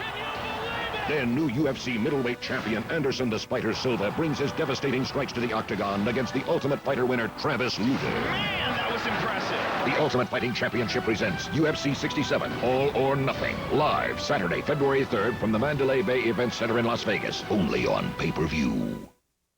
The Insider's look at tomorrow's State of the Union address. Larry King tonight. Have you thought about managed futures yet?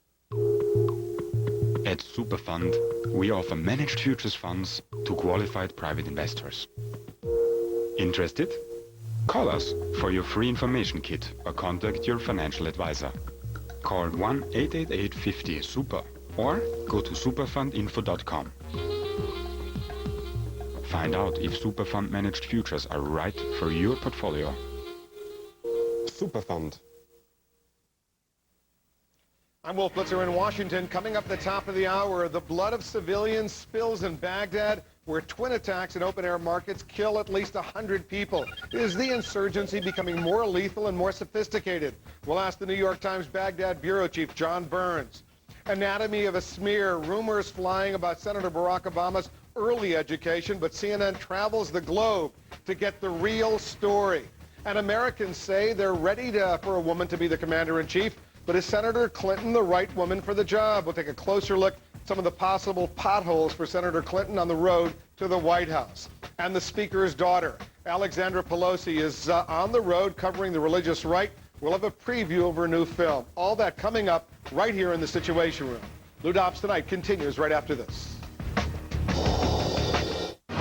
Make your cash work harder with a savings account 6 times the national average. Get 5.05% APY on your complete savings account, plus free quick transfers. It's easy. It's extraordinary. It's E-Trade.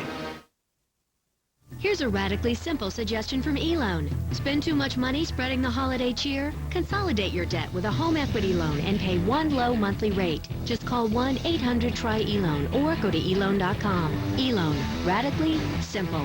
I'm 77 years old, and I work as a waitress. Osteobiflex, the #1 doctor-recommended joint care brand. I work 10, 12, 14 hours a day. I exercise. I walk 3 miles in the morning. The glucosamine and chondroitin, as found in Osteobiflex, actually lubricates and cushions your joints. I just couldn't do it without Osteobiflex. For a $3 off coupon and more information on Osteobiflex, go to osteobiflex.com right now. Congresswoman Nancy Boyda was supposed to be here tonight as we discussed her plan to deny federal pensions to convicted lawmakers. She was delayed by urgent business on the floor of the House, and she will be joining us very soon. And now the results of our poll. 97% of you say illegal aliens should not be eligible for in-state tuition. at colleges and universities. And more of your thoughts. Roxana in Arizona. Lou, President Bush has shown us what side of the fence he's on. President Bush has an agenda, and this agenda does not favor America. Open borders, big business. The American people be damned. And in California, Lou, Democrats should have made their first priority to seal our borders and enforce our immigration laws. Instead, the Senate raced to give blue cards to illegal aliens. And Don in New York. The Pentagon is searching Americans' financial records in the name of national security, but at the same time sells used parts to arms dealers that then show up in Iran. Why are they watching us and not themselves? We love hearing from you. Send us your thoughts at LouDobbs.com. We thank you for being with us tonight. Please join us here tomorrow. We'll be reporting from Washington ahead of the president's